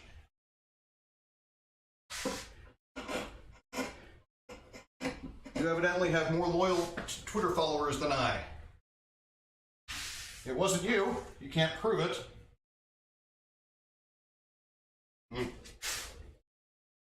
Well, I do have digital records thereof, so my evidence is strong, but perhaps not empirical, or perhaps not irrefutable, I should say. Timber told me about you. Yes. I've seen, yeah, Timber's a great guy. I love his stream. In fact, most of the people I follow are in some way related to me watching his stream. Well, I've been doing woodwork for about 3 years too, and I'm 19. Okay, so this is the Also Me 12. Okay.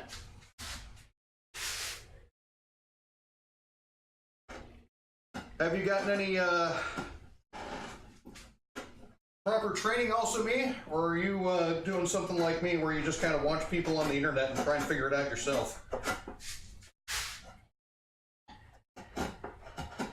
Which is probably not the ideal way of going about things.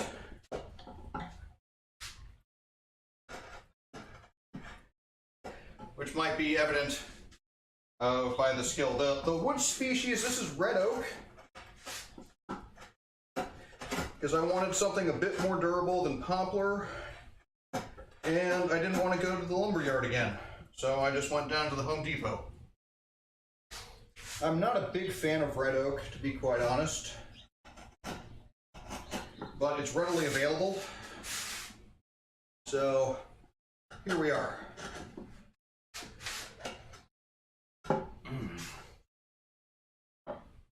I wish my high school had a wood shop class. Yeah, mine did, but that was before woodworking was cool. And what I mean by that is woodworking doesn't become cool until you're in your mid-30s. It's not the fact that it was the 1990s that it wasn't cool. It wasn't cool because I was, 16, 17 years old.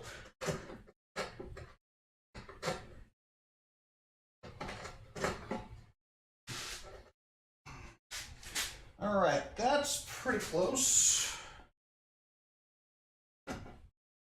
Maybe a little more here.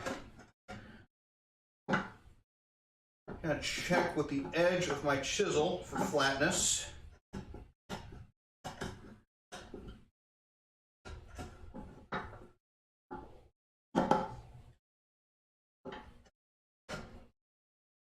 So also, me, do you do the slow way of woodworking with hand tools, or do you actually produce things and get work done?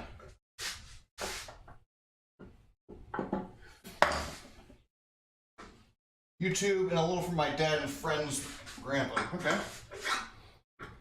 Now, what's kind of strange is my dad was a contractor, so tools for days and days and days in the house. Ever had a bad injury? I've had a couple pretty nasty cuts in my fingers. One from this chisel, and one from a utility knife that I was using in place of a marking knife. So a good marking knife, utility knives have a double bevel. Marking knives have a single bevel, so They tend to work quite a bit better. And so this is my inside. How are we fitting? Not at all. Okay. We got quite a good bit of adjustment. Wait, maybe? No, okay. Let's slow down. Actually, if you look at my image feed, which is below this camera, so down there, if you can extrapolate that, somewhere in that feed of pictures, there is one of my injured finger being treated with super glue at the emergency room. And there was also a tetanus shot because apparently I needed a booster on that. Yes, so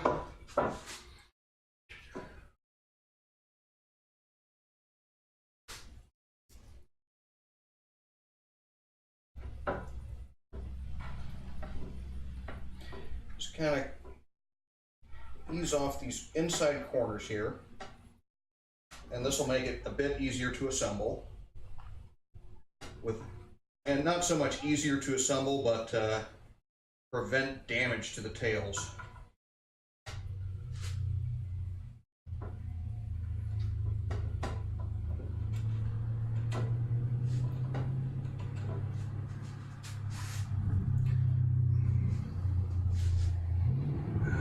Did I see some of my stuff on Instagram? I will certainly try and check that out after the stream. I generally don't look things up on stream.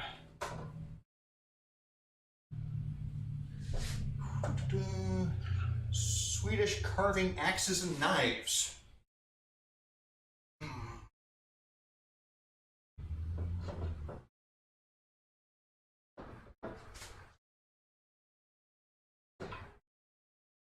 Greek Mustachio, I think every time I've seen you on, because everyone I follow hosts you. Normally, but when I see you on, I've never seen you do woodworking, just gaming. You listen to music while you work. I do not, because of the RIAA.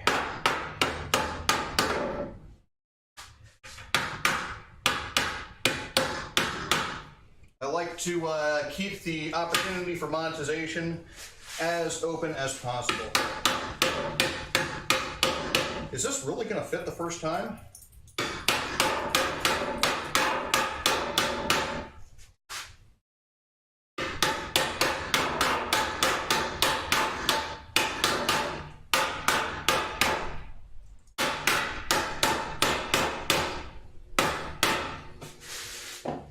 So this is actually quite amazing here, folks. This is the first time I've ever tried to do dovetails with three, count them three, 1, 2, 3 tails.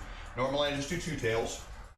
And it actually fit more or less on the first try. So I think that deserves some bits if anything does.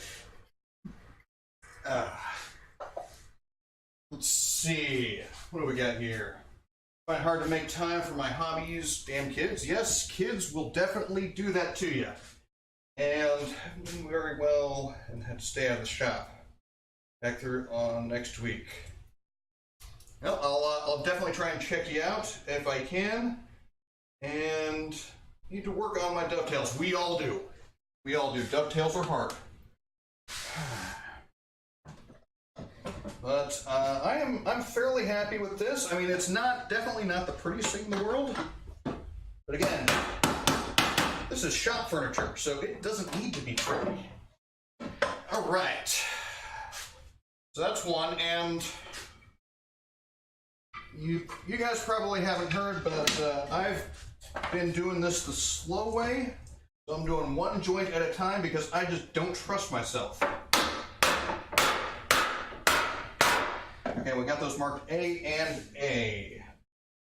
This is my pin board. I don't need that for the time being. Let's see. Mark this B on the inside.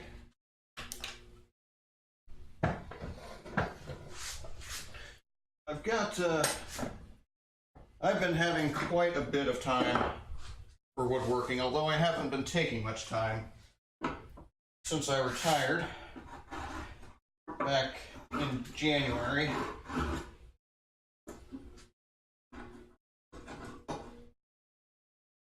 And we're going to need to tighten that up. Oh, Phillips.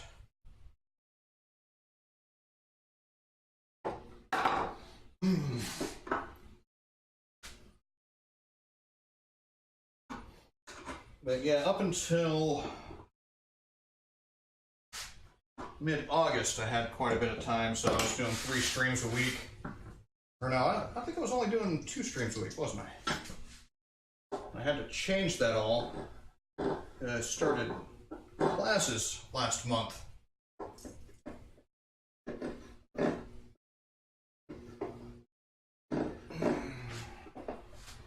Okay, so those are the half pins.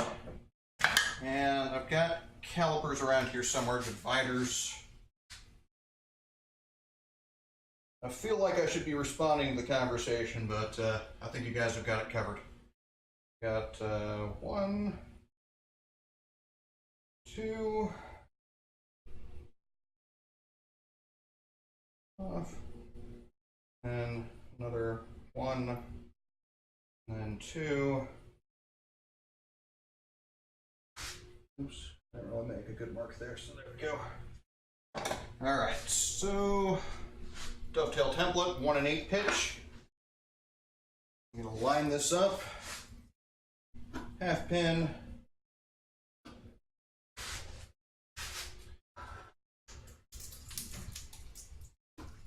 I'm just doing pencil marks on the tails because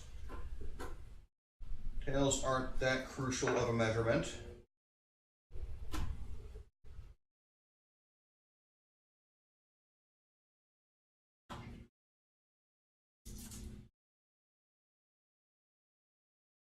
We'll get a bit more particular when it comes to the pins. Don't even know how to chop wood. Chopping wood is easy. Just depends on what you're trying to gain from it. If you're actually trying to, say, make a piece shorter, say like a log, you orient your grain side to side. So if you're trying to cut through it this way, you take your axe, and let me see if I can find an axe. Axe.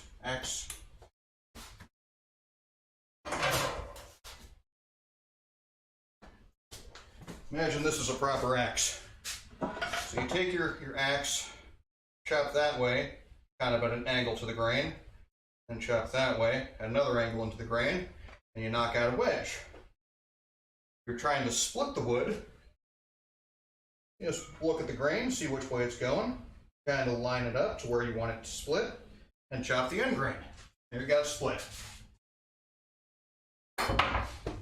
Normally with firewood, if you're chopping like that, you've already sawn it to length, and so you're just kind of splitting it to get proper thickness for your fireplace.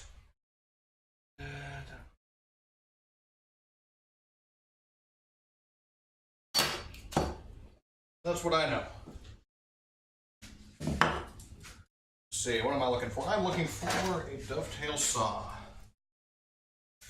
And for dovetails, when I'm cutting the tails, I kind of like to have, not sure if you guys can see, but I like to do one angle at a time. And so I will line up one of the angles vertically. Then I'm going to angle my saw so it's parallel or perpendicular to the end grain. Make a curve. And all I have to do is hold it vertical.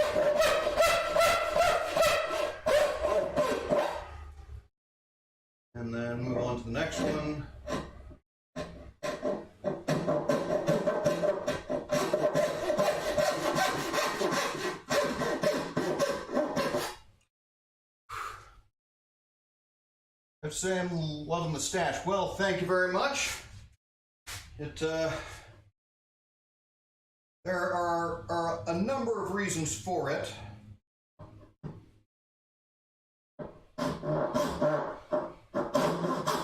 Reason number one is I've learned over the years the value of being recognizable easily.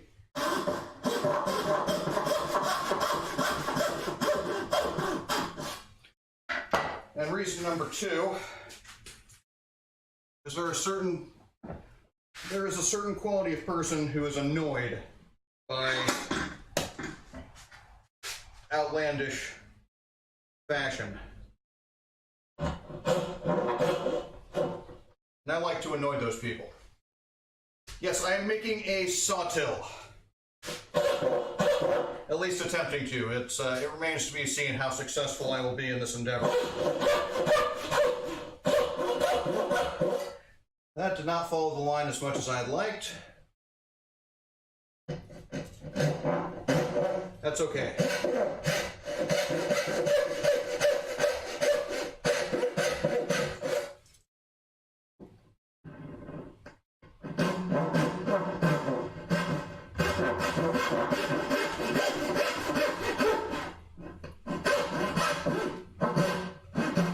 Right now, all my saws are kind of strewn about the bench. I've got,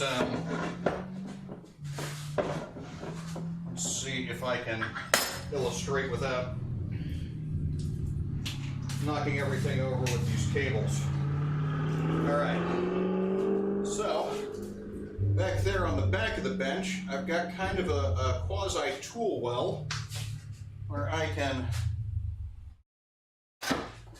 store my saws and my chisels and my screwdrivers and my pretty much anything that's roughly a ½ inch. And over here, the right side of the bench, I've got my 2 panel saws. So that's been my storage options for the present. And I'm just trying to get a bit more room on my bench because my bench is too crowded.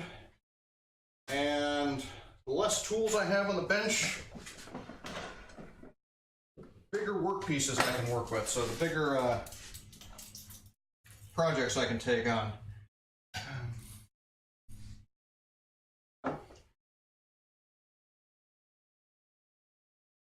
Well, I would hope so with a name like that, yeah.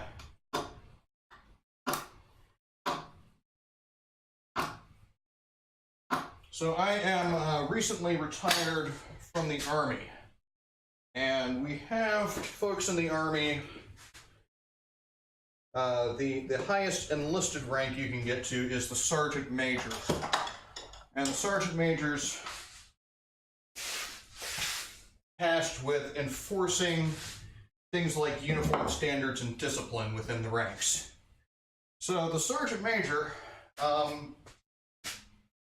has to evaluate people's uniforms, and included in the uniforms are their hairstyles and their shaving and their mustaches.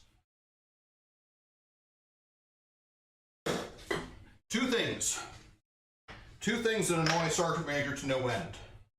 Number one is a mustache. Any mustache, even if it's in regulations. Because when he sees a mustache, he has to check it to make sure it's within regulations. So the fact that you have one just means he has to do extra work.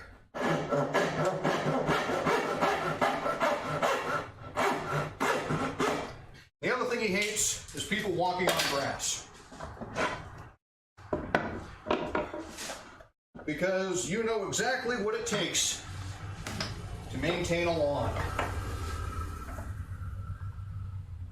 When someone tramples on all that hard work, it just gets your goat. 8-foot bench, but only 1-foot workspace. Yeah, I can see how that would be a problem. I've got pretty much this entire garage to myself, except the wife likes to take over half of it and do her projects sometimes. And oh yeah, I've got the storm shelter because we get tornadoes here.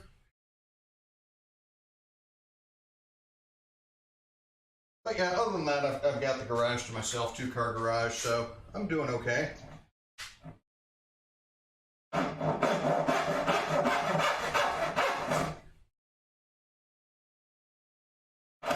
Saw attacked me. You all saw it.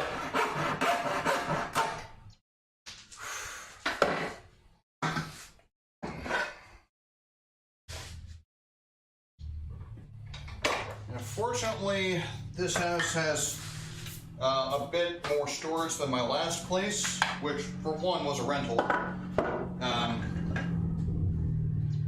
But I've actually got a bit of attic space here above the garage. So now I don't have to share my garage with Christmas decorations, which is a absolute wonderful thing. So you have the stash to piss off Sergeant Major? Yeah, pretty much. Pretty much. That's the main reason for it. I mean, honestly, I don't have a Sergeant Major to piss off anymore, but I mean, it's the concept still stands. All right, so let's get a bit of zooming in. Oh, we already are zoomed in. Okay, great. So I like to do my chopping just with the chisel. I don't use the coping saw because coping saw introduces potential for bad cutting. I got a bit more control with the chisel.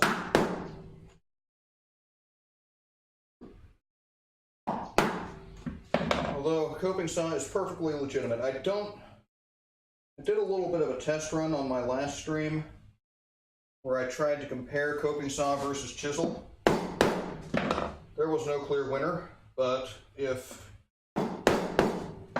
any of you enterprising folks are willing to do an actual time comparison, the stream is archived on Twitch for a little while longer and also on one of my YouTube channels. Links all down below.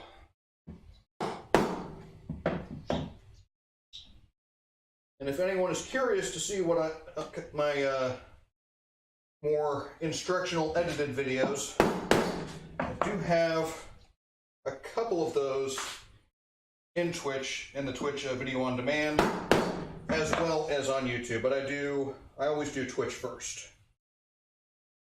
Or at least now I do Twitch first, since I moved to Twitch. I guess YouTube is my side piece.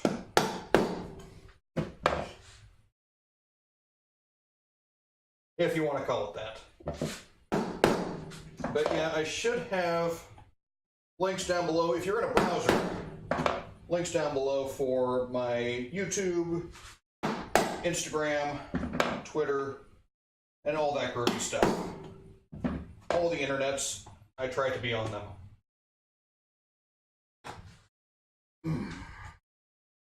So I'm just going to go halfway here.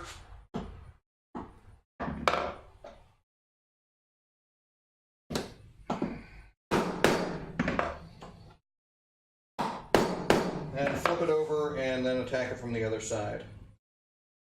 And actually, with the last set of tails I did, I had to switch to my 5/8 chisel. Doesn't look like it's going to be an issue here. Don't know why. Probably because people are watching.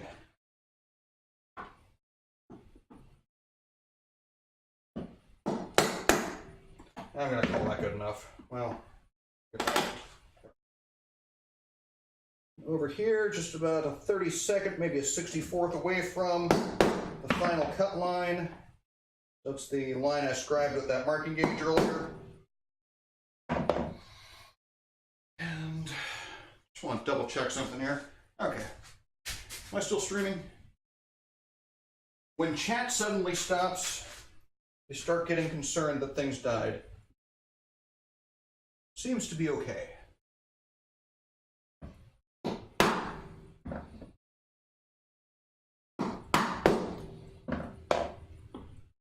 It's cool if you all are lurking.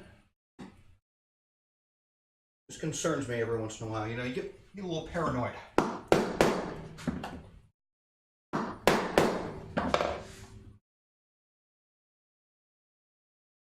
I'm just lucky you can't all smell me right now. Because in this heat and this humidity,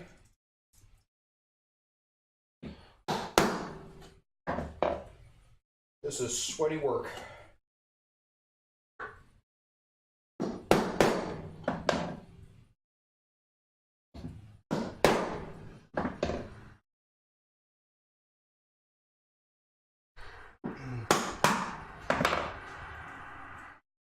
Well, thank you for that affirmation.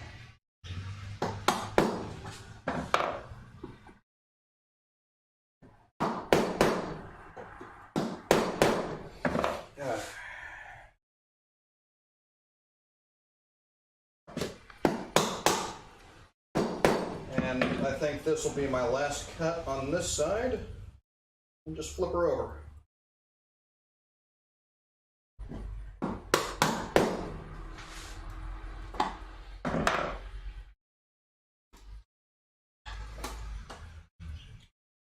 And for those who have not heard, again, be forewarned, I am not by any means a master woodworker.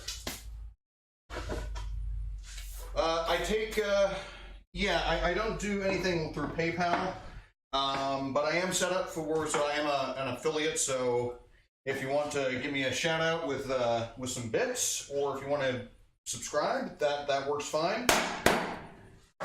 But with like PayPal donations, those open you up to a lot of liability, and it's just a risk I don't want to take. Thoroughly enjoying the woodworker, always get mesmerized by other woodworkers. Well, okay. Yeah. For me, it depends on the woodworker. If you're doing pocket hole joinery, I am thoroughly unimpressed.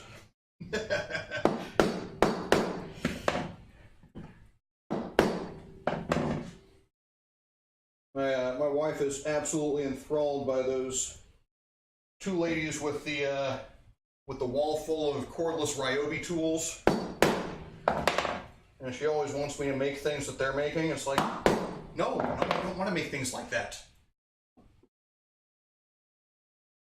At one point, she forced me to make a bookshelf out of 2x12s using pocket hole joinery. I was thoroughly unplussed by that project. There's one.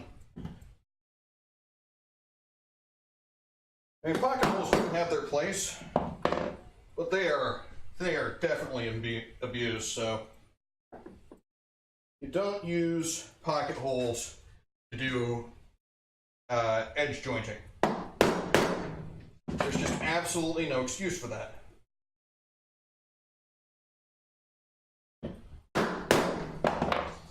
You don't use pocket holes, you know, when you could use a dado.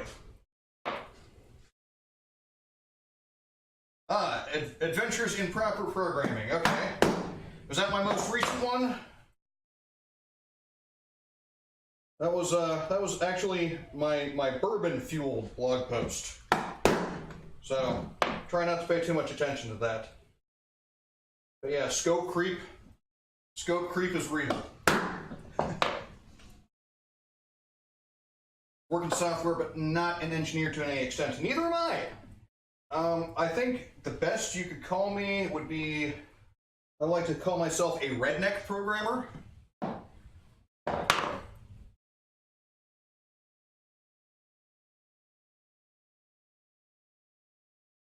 Okay. Start creating by nested incrementing n, which I subsequently abandoned in favor of starting with the nested loop, which does the actual math. Okay, so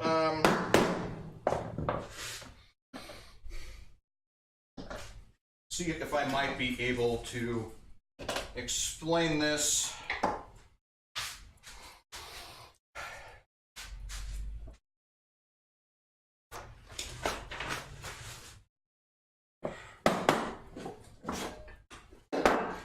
And keep in mind that I am basically a freshman student in a computer science major. So, we've got a for loop, right? And so this is a for loop, and this is a condition, so like n equals 1, right? But it's going to increment n plus plus, so every time we run this loop, it's going to increase the number n by 1, and it's going to do some math. So in this particular case, we did, if it was even, it was n divided by 2, or sorry, n divided by 2, and if it was odd, it was n plus, or 3n plus 1, right? And so it does that until it gets down to 1, and that was that loop, and that was the math in that loop.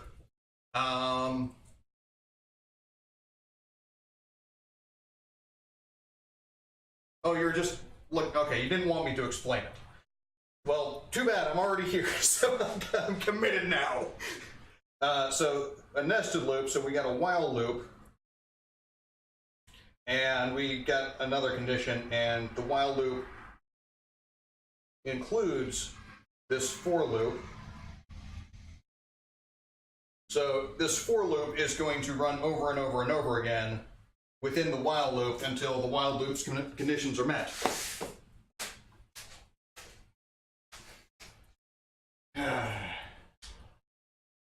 Believe it or not, and for some reason a lot of people don't,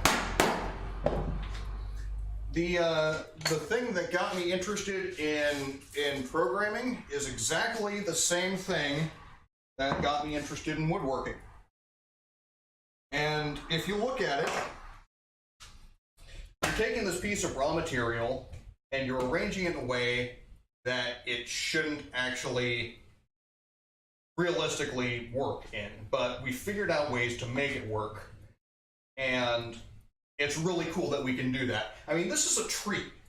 The tree's purpose is to take nutrients out of the ground, photosynthesize, and convert light back into energy, and convert carbon dioxide into breathable oxygen, right? So this is not what a tree is supposed to do, but we're making the tree do it. We're still using the natural properties and the natural characteristics of this tree and making boxes out of it. I mean, okay, let's see.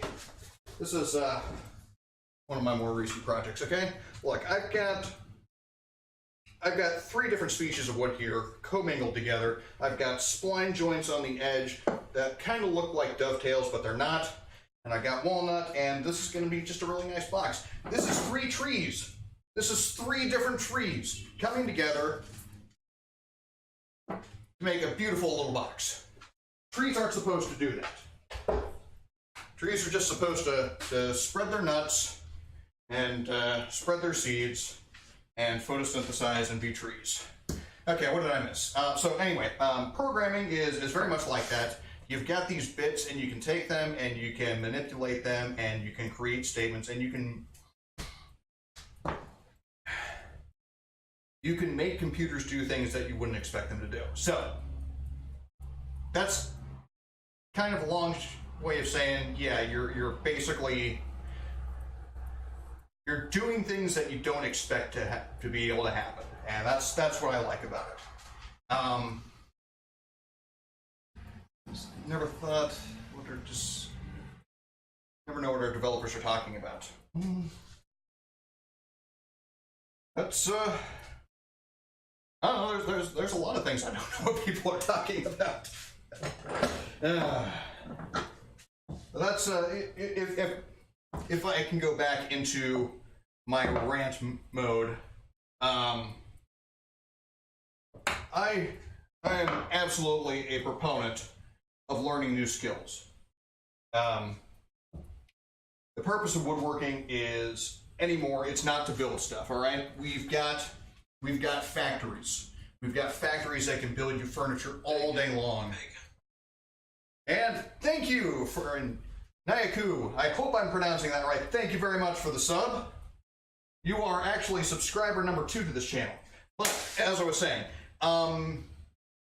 making things is no longer the purpose of woodworking. Making things is a beneficial side effect, okay? We can make things all day long. We can make things that are specifically to our needs. What I like about woodworking is that I'm learning how to do something, right? I'm learning a skill. I'm becoming more skillful than I was yesterday. So today, I've managed to get a dovetail joint to fit the first time, which is something I've never done before. And today, I have made dovetails with 1, 2, 3 tails, which is something I've never done before. And maybe, years from now, I'll get to the point where I'm no longer learning anything with woodworking. Maybe. Find it unlikely, because I don't think I'm going to live that long. And I got started a little bit late in life. And we got my young friend with without a high school wood shop. Perhaps someday you will get that if you keep up with woodworking. Probably more likely than I am, because I am approaching 40 with a quickness, and I just don't think there are that many years for me to learn.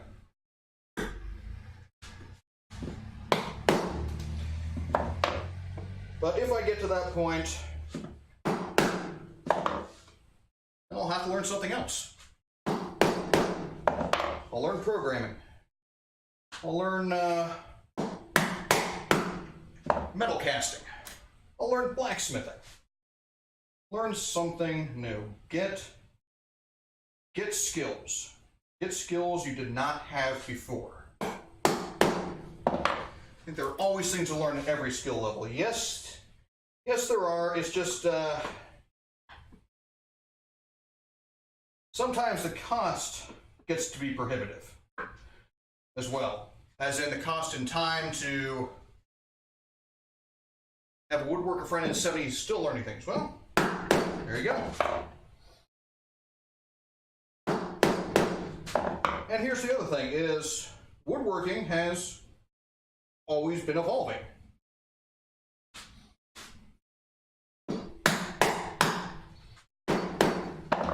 I mean, if you look at some of the historical pieces, like the early American pieces, right? They did half tails on their dovetails. So the dovetail would be, the tail would come here and it would be flush there, and you would have only full pins, but half tails. Nobody does that anymore. Everybody does half pins now. Why? Because half pins are stronger. Half tails break.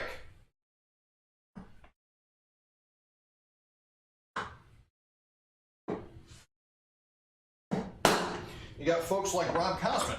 Now, I'm not a really big fan of Rob Cosman. I don't much care for the model of business he uses. I'll get that out later. It's perfectly legitimate. I like people who, I prefer it when people do all their material available for free to whomever, right? Now, it's perfectly legitimate. If you're a skilled woodworker, you want to sell your training, great, that's fine. It's perfectly okay. I just don't like it. It's not the type of model I like to. I'm not going to pay to learn woodworking. Sorry. I enjoy it. It's certainly worth money, but it's not something I'm currently willing to pay for. I'll pay for the tools. Maybe I'll pay for books. No. I bought a couple books. I don't read them, so.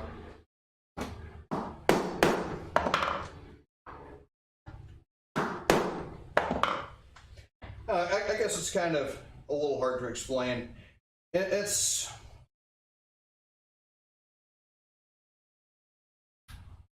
back in the day, you used to have these guilds. You had the Stonemasons Guild, you had the Woodworkers Guild, and if Dungeons and Dragons is to be believed, you had the Thieves Guild and the Mages Guild, but that's neither here nor there.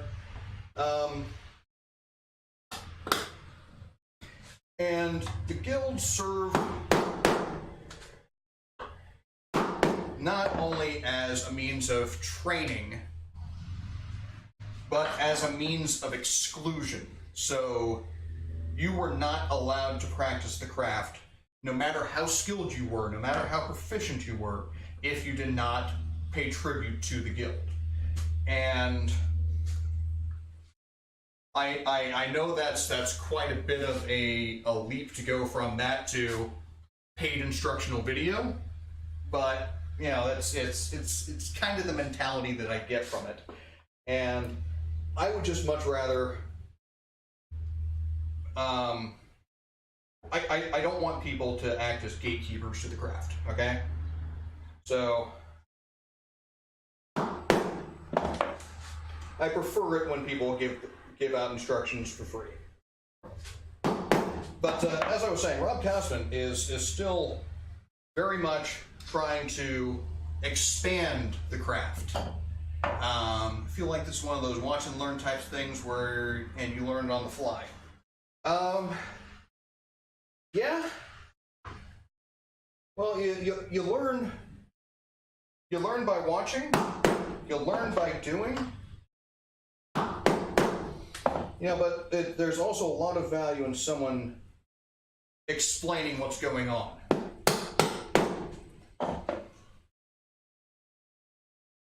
Which like I said, I'm a novice at this, all right? I do this as a hobby, and I don't do it particularly well. I know more things that I'm actually able to do professionally.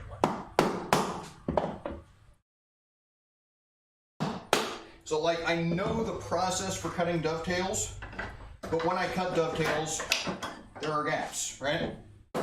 They don't fit perfectly.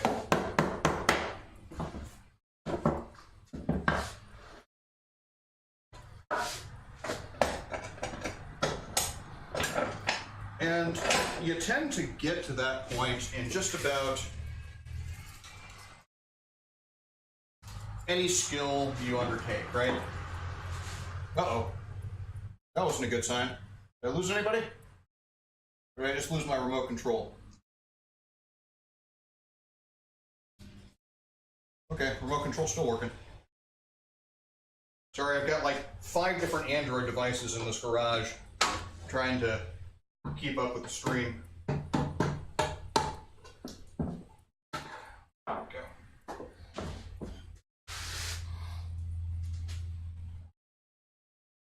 I've been steadily trying to improve my my streaming setup. So I started with just my my cell phone, streaming from that. I got a better microphone, and then I got this laptop. Managed to buy a cheap webcam and talk my wife out of her more expensive webcam. Some extension cables. I think I got a fairly decent setup now. Maybe not using it to the utmost of its capabilities, that's for sure.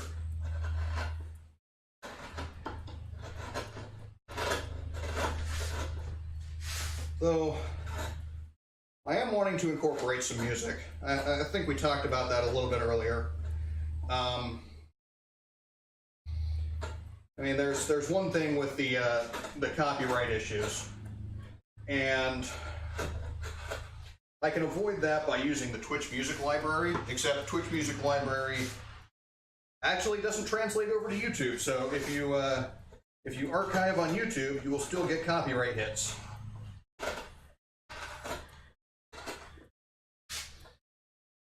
At least on YouTube. But since I'm not making money on YouTube, whatever, right?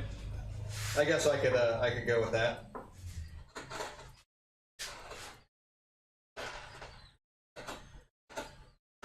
And honestly, nobody watches my archives. I'm not even sure why I bother. Mostly just because it's a place to keep that stuff so I can have it in the future.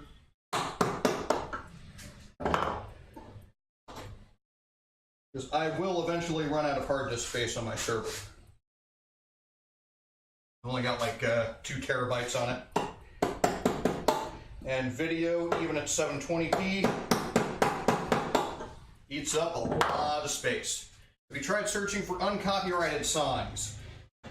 Yes, I have. And there is the royalty-free music, but generally for anything worthwhile, you have to pay for it anyway. You don't have to pay royalties, but you still have to pay for the initial license to use it.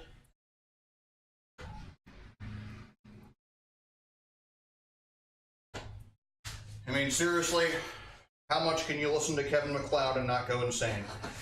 I think that's the guy's name, right? The one who's on all the YouTube videos.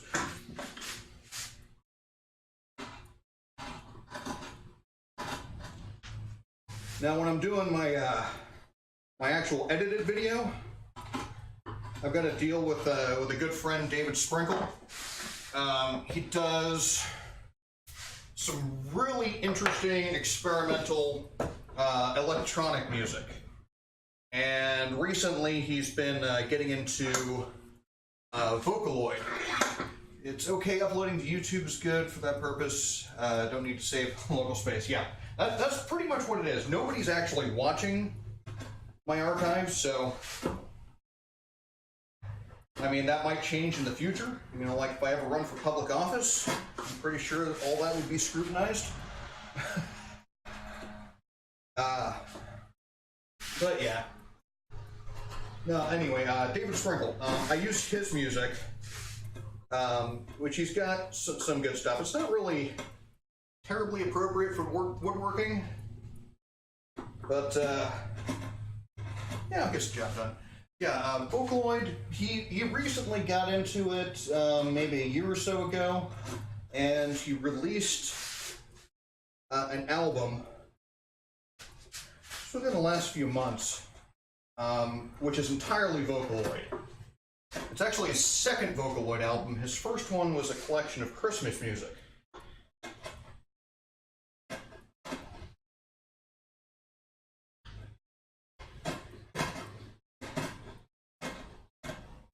So, yeah, if you watch some of my more recent woodworking videos, you'll see some of his work featured on there. And if you just want to look him up, David Sprinkle is his name. He's got some really bizarre stuff. It's very unusual. So it might take you a while to get accustomed to it. He has a tendency to use inappropriate time signatures. Watch one of your videos, heard his music. Yeah.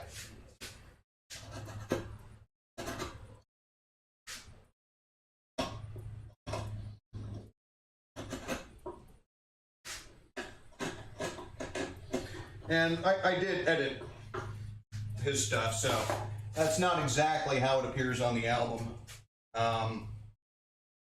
Yeah, strip out the vocals and put it into a loop. Because the song isn't 15 minutes, but the video is. You know, that sort of thing. How are we looking? Those look like tails. All right. Oops. Okay, still got a B. No, wait. Huh? No. See, I've got this. This is from the last set of tails. Okay. This is the inside out. Now, a little bit more work here. Okay, I'm getting warnings on my computer. Just check real quick, make sure we're not going to explode. That is... okay. The software for my keyboard wants to self-update. I swear that keyboard gives me more updates.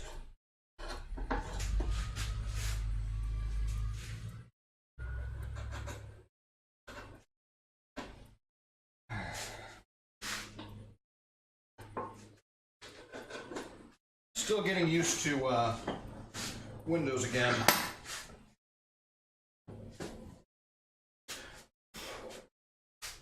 I decided that since I was going to be in school, I grabbed myself a Windows laptop. I've been pretty much 100% Linux since, let's say about 07, roundabout, maybe 08, when Windows XP decided to self-destruct on me. Service Pack 3 did not install correctly, so I installed Ubuntu, which was a fair substitute, I would say. Okay, so this is... Huh. Well, that's not going to work.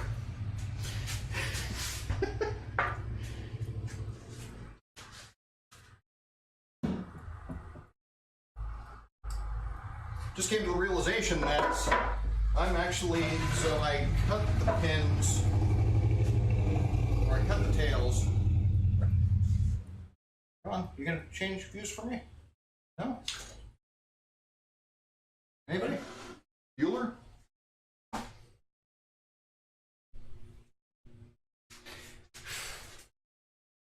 Yeah, apparently this is not cooperating. Remote control has gone astray. Perhaps we can reboot it, and that will make us happier. So, this is vertical, right? And this piece is here, like that. And then I cut the tails on this side. I mean, they were going to fit over here. That's not going to work. So I cut a set of tails that I'm not yet ready for. So that means we get to cut yet another set of tails. All right. Go ahead and set that aside. And I'm going to erase this B, because you're not going to be B anymore. I'll give you a letter later.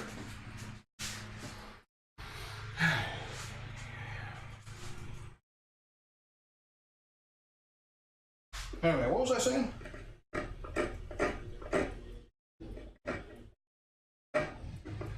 Oh yeah, got me a Windows computer. So I'm still getting used to it. There are definitely a lot of advantages to having Windows. One of them being, I actually have decent video editing software now. Used to use a program called, I can't find my pencil. No, OpenShot. And OpenShot, fine, wonderful program. And then they released OpenShot 2, which would be a fine, wonderful program. Gotta run. Fun hanging out and seeing your work. Well, thank you very much, Biska, and glad to have you again. Windows costs so much, it makes me sad. Typically, Windows is cost included with your machine. And there generally hasn't been that much reason to update Windows. So, yeah. I generally don't think the cost is a huge issue. Now, obviously, with Linux, most distros you're getting for free.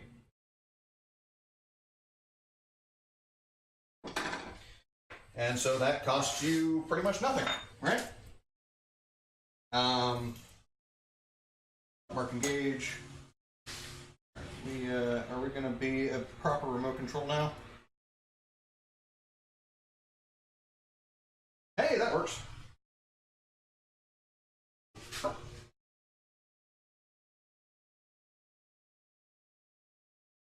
But yeah, I think if cost is your reason for using Linux, you're probably... I don't think cost is a great reason to use Linux over Windows.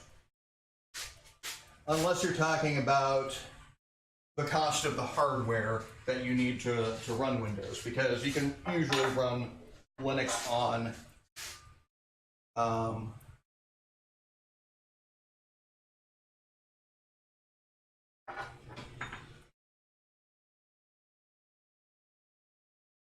what do you call that? Machines with lower specifications. So less RAM, less hard disk space, less processing power, that sort of thing, right?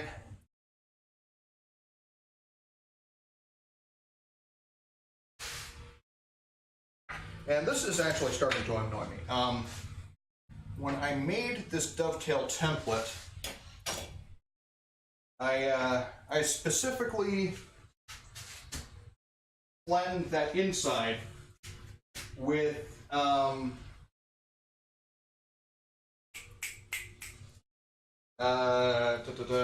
my diamond plates. So it's nice and smooth on the inside. And that's actually a bad thing. But, you know, it was the first time I had made one, so it didn't really occur to me that I might actually want a fairly rough surface on the inside so that it doesn't slide around on the wood as much.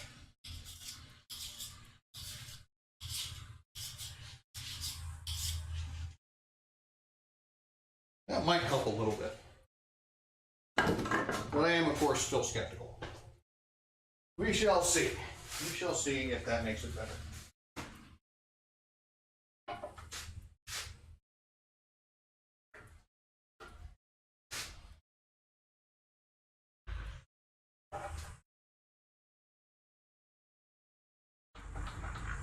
Huh.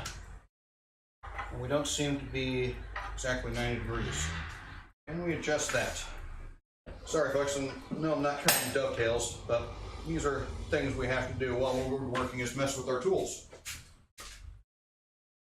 And this is a very recent addition to my shop.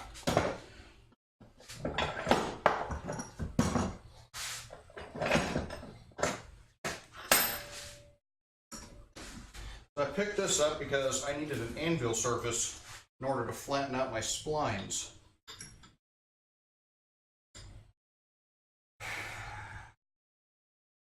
Still use Windows, spending money always makes me sad. Yeah. Well, in my case, the money was already spent because my last computer self-destructed. Somehow in the move from Arizona to here. Yeah, that might have been a mistake.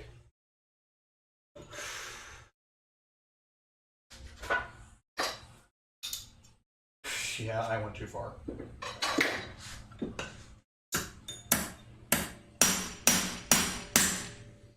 So my video card and my power supply both decided to let all the pixies out, so that machine no longer works. And yeah, I just figured I'm starting college. Probably going to need to have Windows anyway because that's what everybody else is going to be using.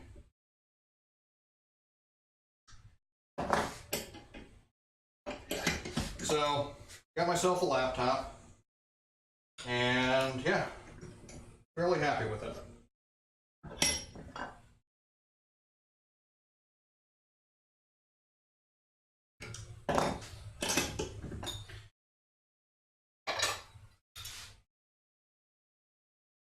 That might work.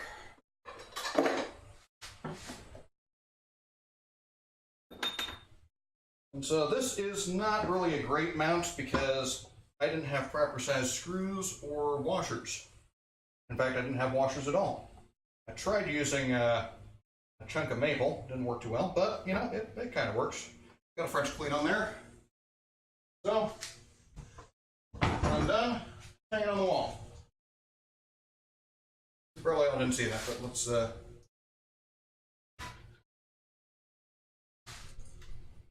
it is, right there.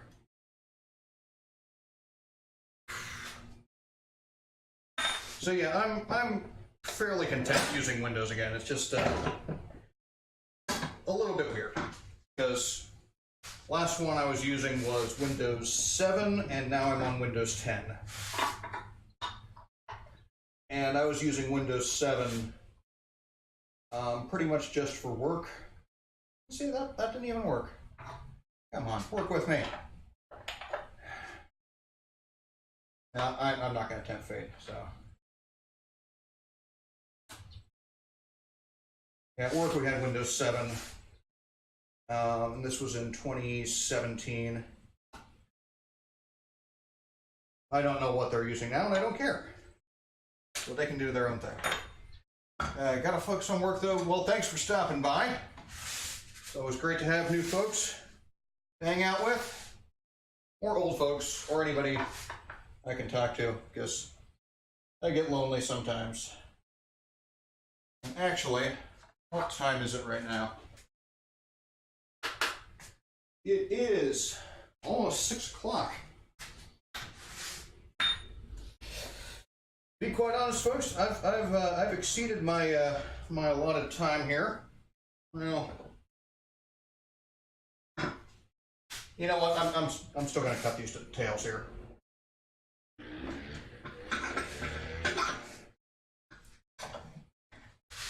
I've already come this far. We'll cut the tails, and then I'm going to end the stream. Now would be a good time for you to start thinking about who I might be raiding.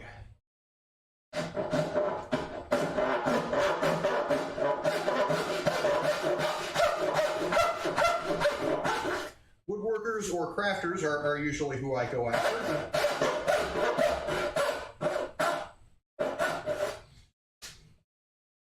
If at all possible, but yeah, absolutely willing to take suggestions.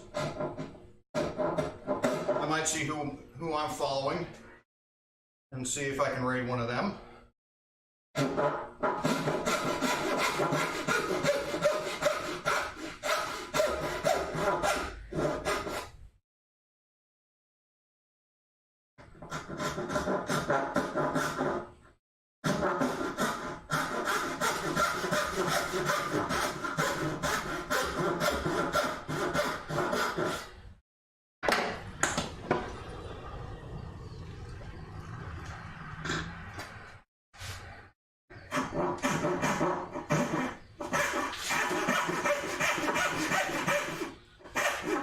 This pin's going to be a little bit narrow.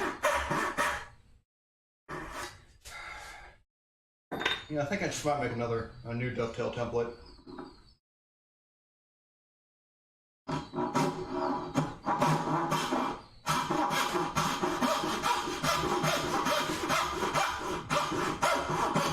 Actually, maybe a couple more. Like that one's a 1 in 8 pitch. So maybe I'll do one with a 1 in 9 or a 1 in 7.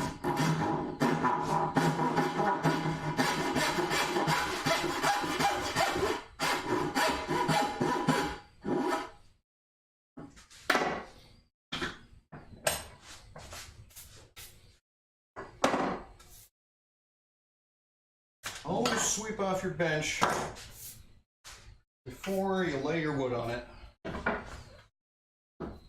Let's just make sure. Oh yeah, we're going to do cut off the half pins.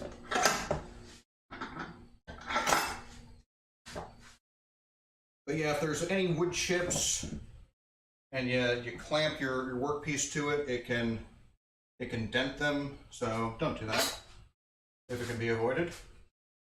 This is not my good square. Where's my good square? There it is.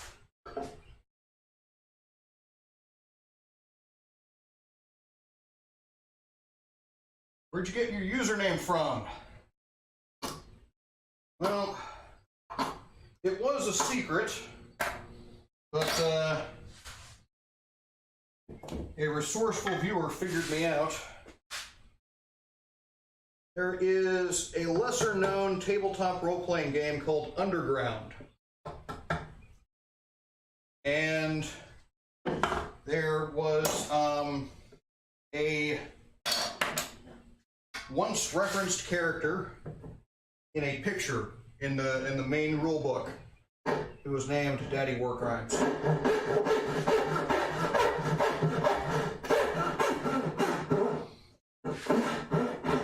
And I've just been using it ever since.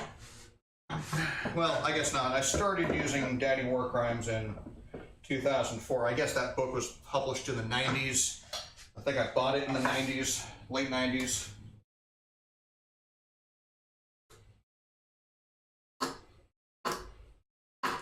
Yeah, but I started using Daddy Warcrimes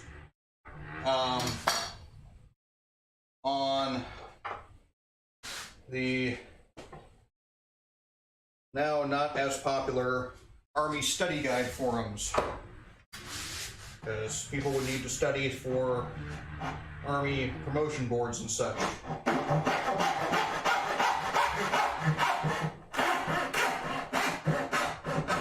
And I became more popular there than I had with any of my other handles, so I just stuck with it.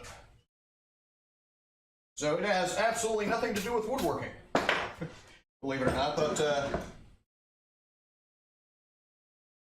makes a great gaming handle. So pretty much, if you see a Daddy Warcrimes somewhere on the internet, there is a good chance that it's me.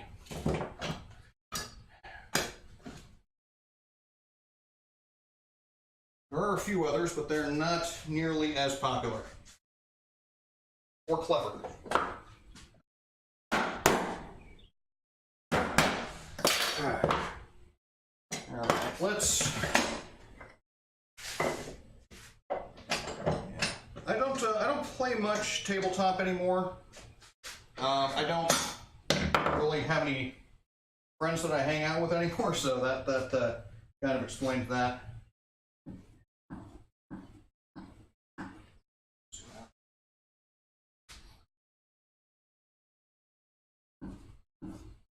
But yeah, back in high school, I used to be very much into that. We played a lot of Shadowrun and D&D.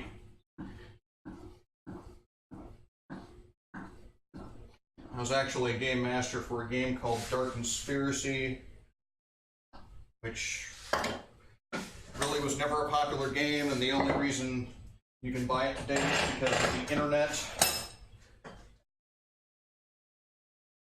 But yeah, fun little game. Okay, I'm going to put this away before I accidentally hit my chisel with it. That would be bad juju. But yeah, I am a geek of all sorts, so I'm into coding, I'm into traditional video games, I'm into tabletop games, and I'm into woodworking.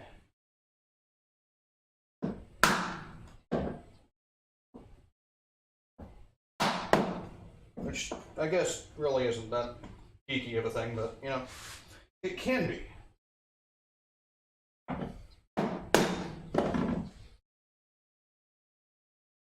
mean, look at Nick Offerman. That guy is a total full-on geek.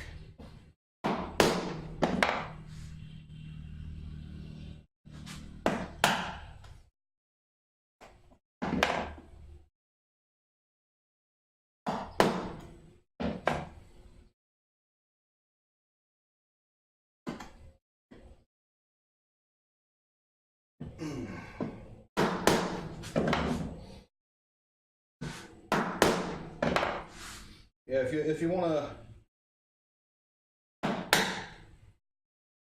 the actual origin of the Daddy Warcrimes name, I expect, was from the character from Annie.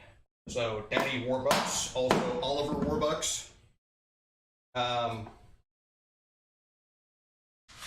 Yeah, Nick Offerman, primarily Parks and Rec, yes, but he actually has published a couple of woodworking books too. So A very prolific woodworker as well, very well known. He's been on some of the mainstream woodworking or home improvement TV shows. So yeah, he is a man of many trades and many skills. But yeah, the musical Annie, Daddy Warbucks was one of the main characters.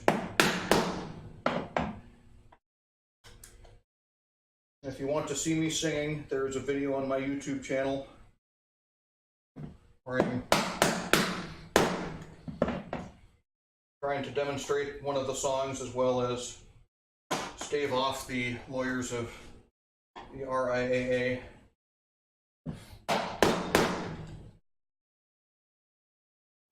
RIAA, that was a wonderful endeavor right there. It's like, hey, you know what would make music better? Is if we had lawyers involved.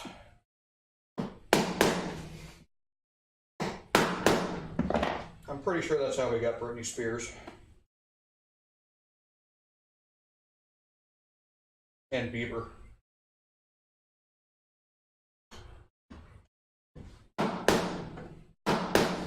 Actually, no, I think Bieber was a result of, hey, I heard that the internet is popular. Maybe we could find someone from the internet.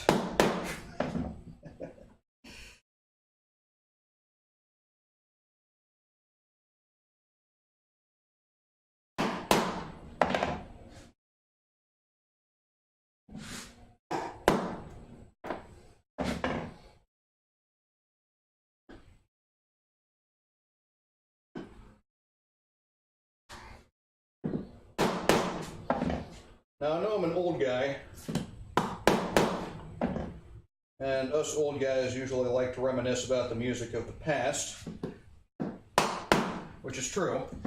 There was a lot of good music in the past, and quite a bit of the music that's coming out today is crap. But I'm also circumspect enough to realize that there was a lot of crap music when I was a kid, too. I'm sorry, folks. Nirvana was terrible. I'm sorry we made it popular. Okay? The whole grunge alternative scene. I mean, yeah, moving to the country, gonna eat a lot of peaches. That's some lyrical genius right there. But there was good music. There was Cake. And there's good music now. I mean, The Darkness is awesome. Recently discovered, and I don't know how well known they are, honestly, because I don't listen to the radio anymore, but a band called Jukebox the Ghost, and they're just freaking fantastic. Yeah, it's not about the era, all right? It's not about the era. There's good music and there's bad music, and there's some bad good music and there's some good bad music. I think we're getting a little meta right now, but that's okay. Just if you see an old fogey like me telling you that the music today is terrible, tell them they gotta look for better music, all right? The music of their day was terrible too. Because most music is terrible. What genre do I listen to? I listen to pretty much every genre. I'm not a huge fan of hip-hop, so primarily not that, but anything interesting. So mostly rock genres, but big fan of bluegrass and old time. Love me some Old Crow Medicine Show and the Punch Brothers. Fantastic music right there. Love the blues. I'm just trying to get this chunk of wood out here. And have I flipped this yet? I don't even remember.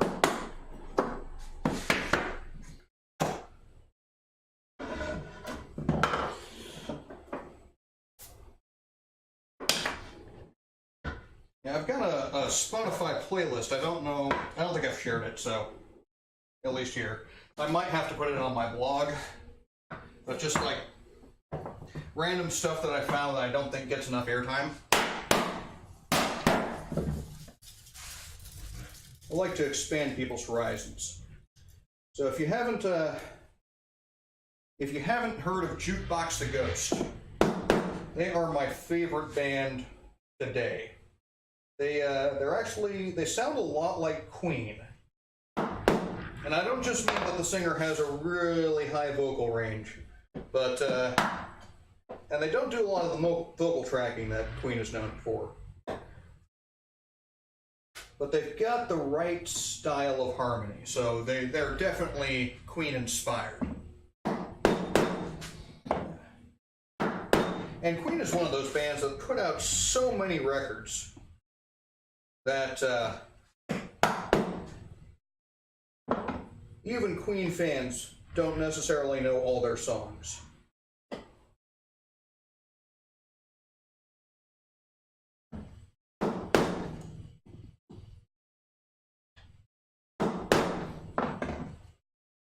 Like there's a couple from News of the World. And News of the World, you know News of the World from We Will Rock You and We Are the Champions. But there's It's Late is a great song.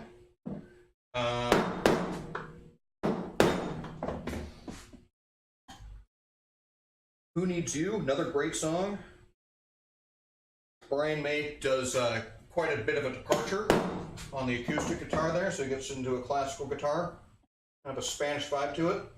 It's freaking awesome. Another great one from Day at the Races, Good Old Fashioned Lover Boy. That's probably my very, very, very favorite Queen song. If you haven't heard that, it will blow your mind.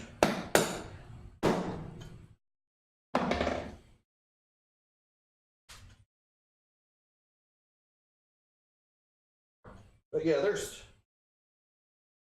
doesn't matter what era, there is a ton of great music. Even now. Even in my day, okay? Yes, we had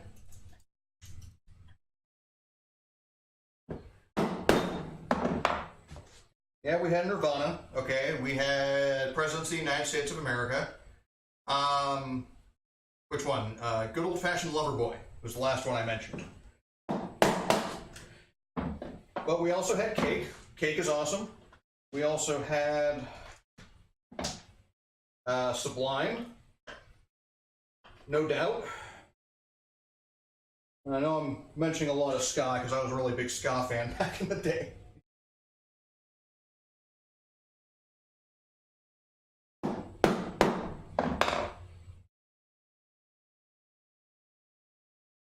Not quite long, quite enough chisel to get all the way across, but that's okay.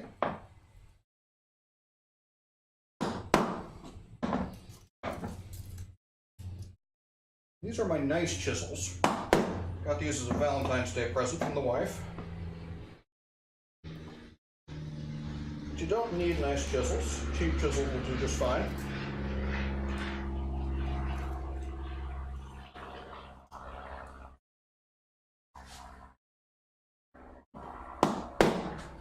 I don't have many expensive tools in the shop. Most of them are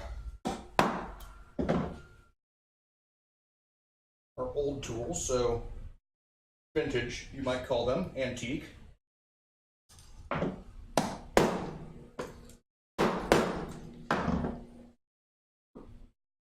Well, I got tools here that are over 100 years old. Sublime did Santeria. And they've got a lot of other material that didn't really get too widely noticed. I mean, like their first record, I think it was their first record, 40 Ounce to Freedom, I believe it was called. I mean, it didn't get a lot of airplay. They didn't get a lot of airplay until the lead singer died. Well, what was that? What was that second Sublime album? I forget what it was called.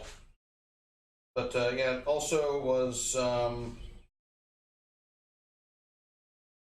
Santeria, and What I Got was the other single off of there. And it's a great one, April 26, 1992. Used to play that with my first band.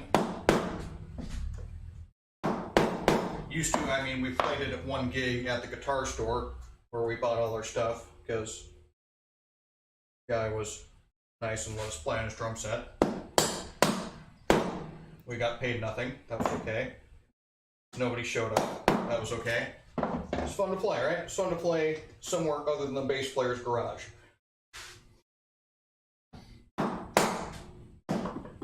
And we are through.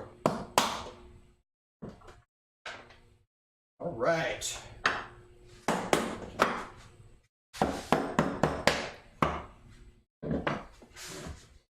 Another great one, Caress Me Down.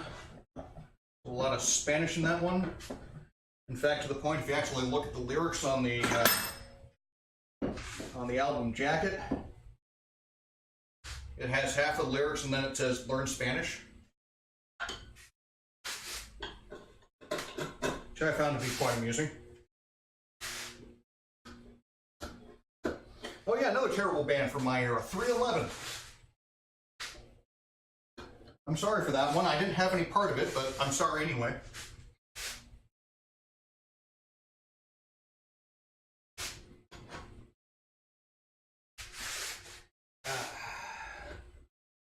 You know what?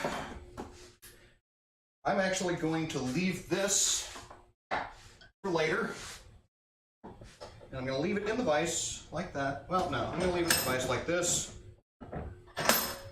because it's actually quite warm in here. I'm a bit dehydrated. I've been at this for a couple hours and I'm tired.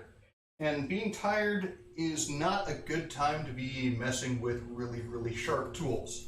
So that is going to be it for this stream. I'm gonna go look through my follow list, see who's on, see who I can hand you guys off to. And yeah, if you haven't already, please give me a follow if you wanna see this again. And follow me on Instagram, Twitter, Facebook, wherever you like to follow people. Links below. I am on most of the internets, but not yet all. I don't do mines, you know, I don't do those. I don't do BitChute. I've got a BitChute account, but I'm not on there yet. But maybe later. Maybe when they upgrade their video quality. So yeah, let's go ahead and pause this and see who is streaming currently. Thanks all for joining me, and thank you very much for the follows, for the subscription.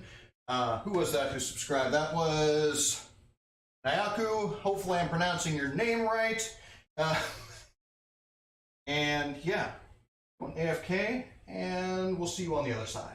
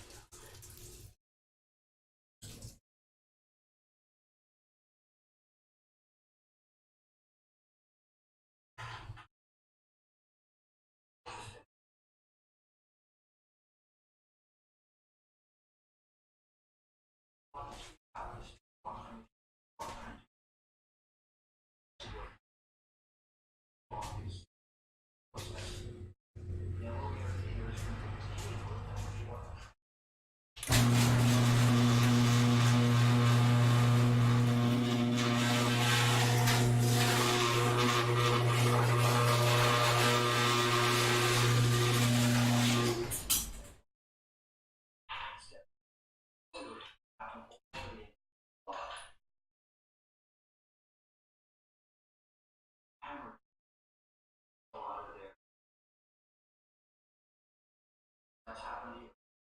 On the surface. On kind of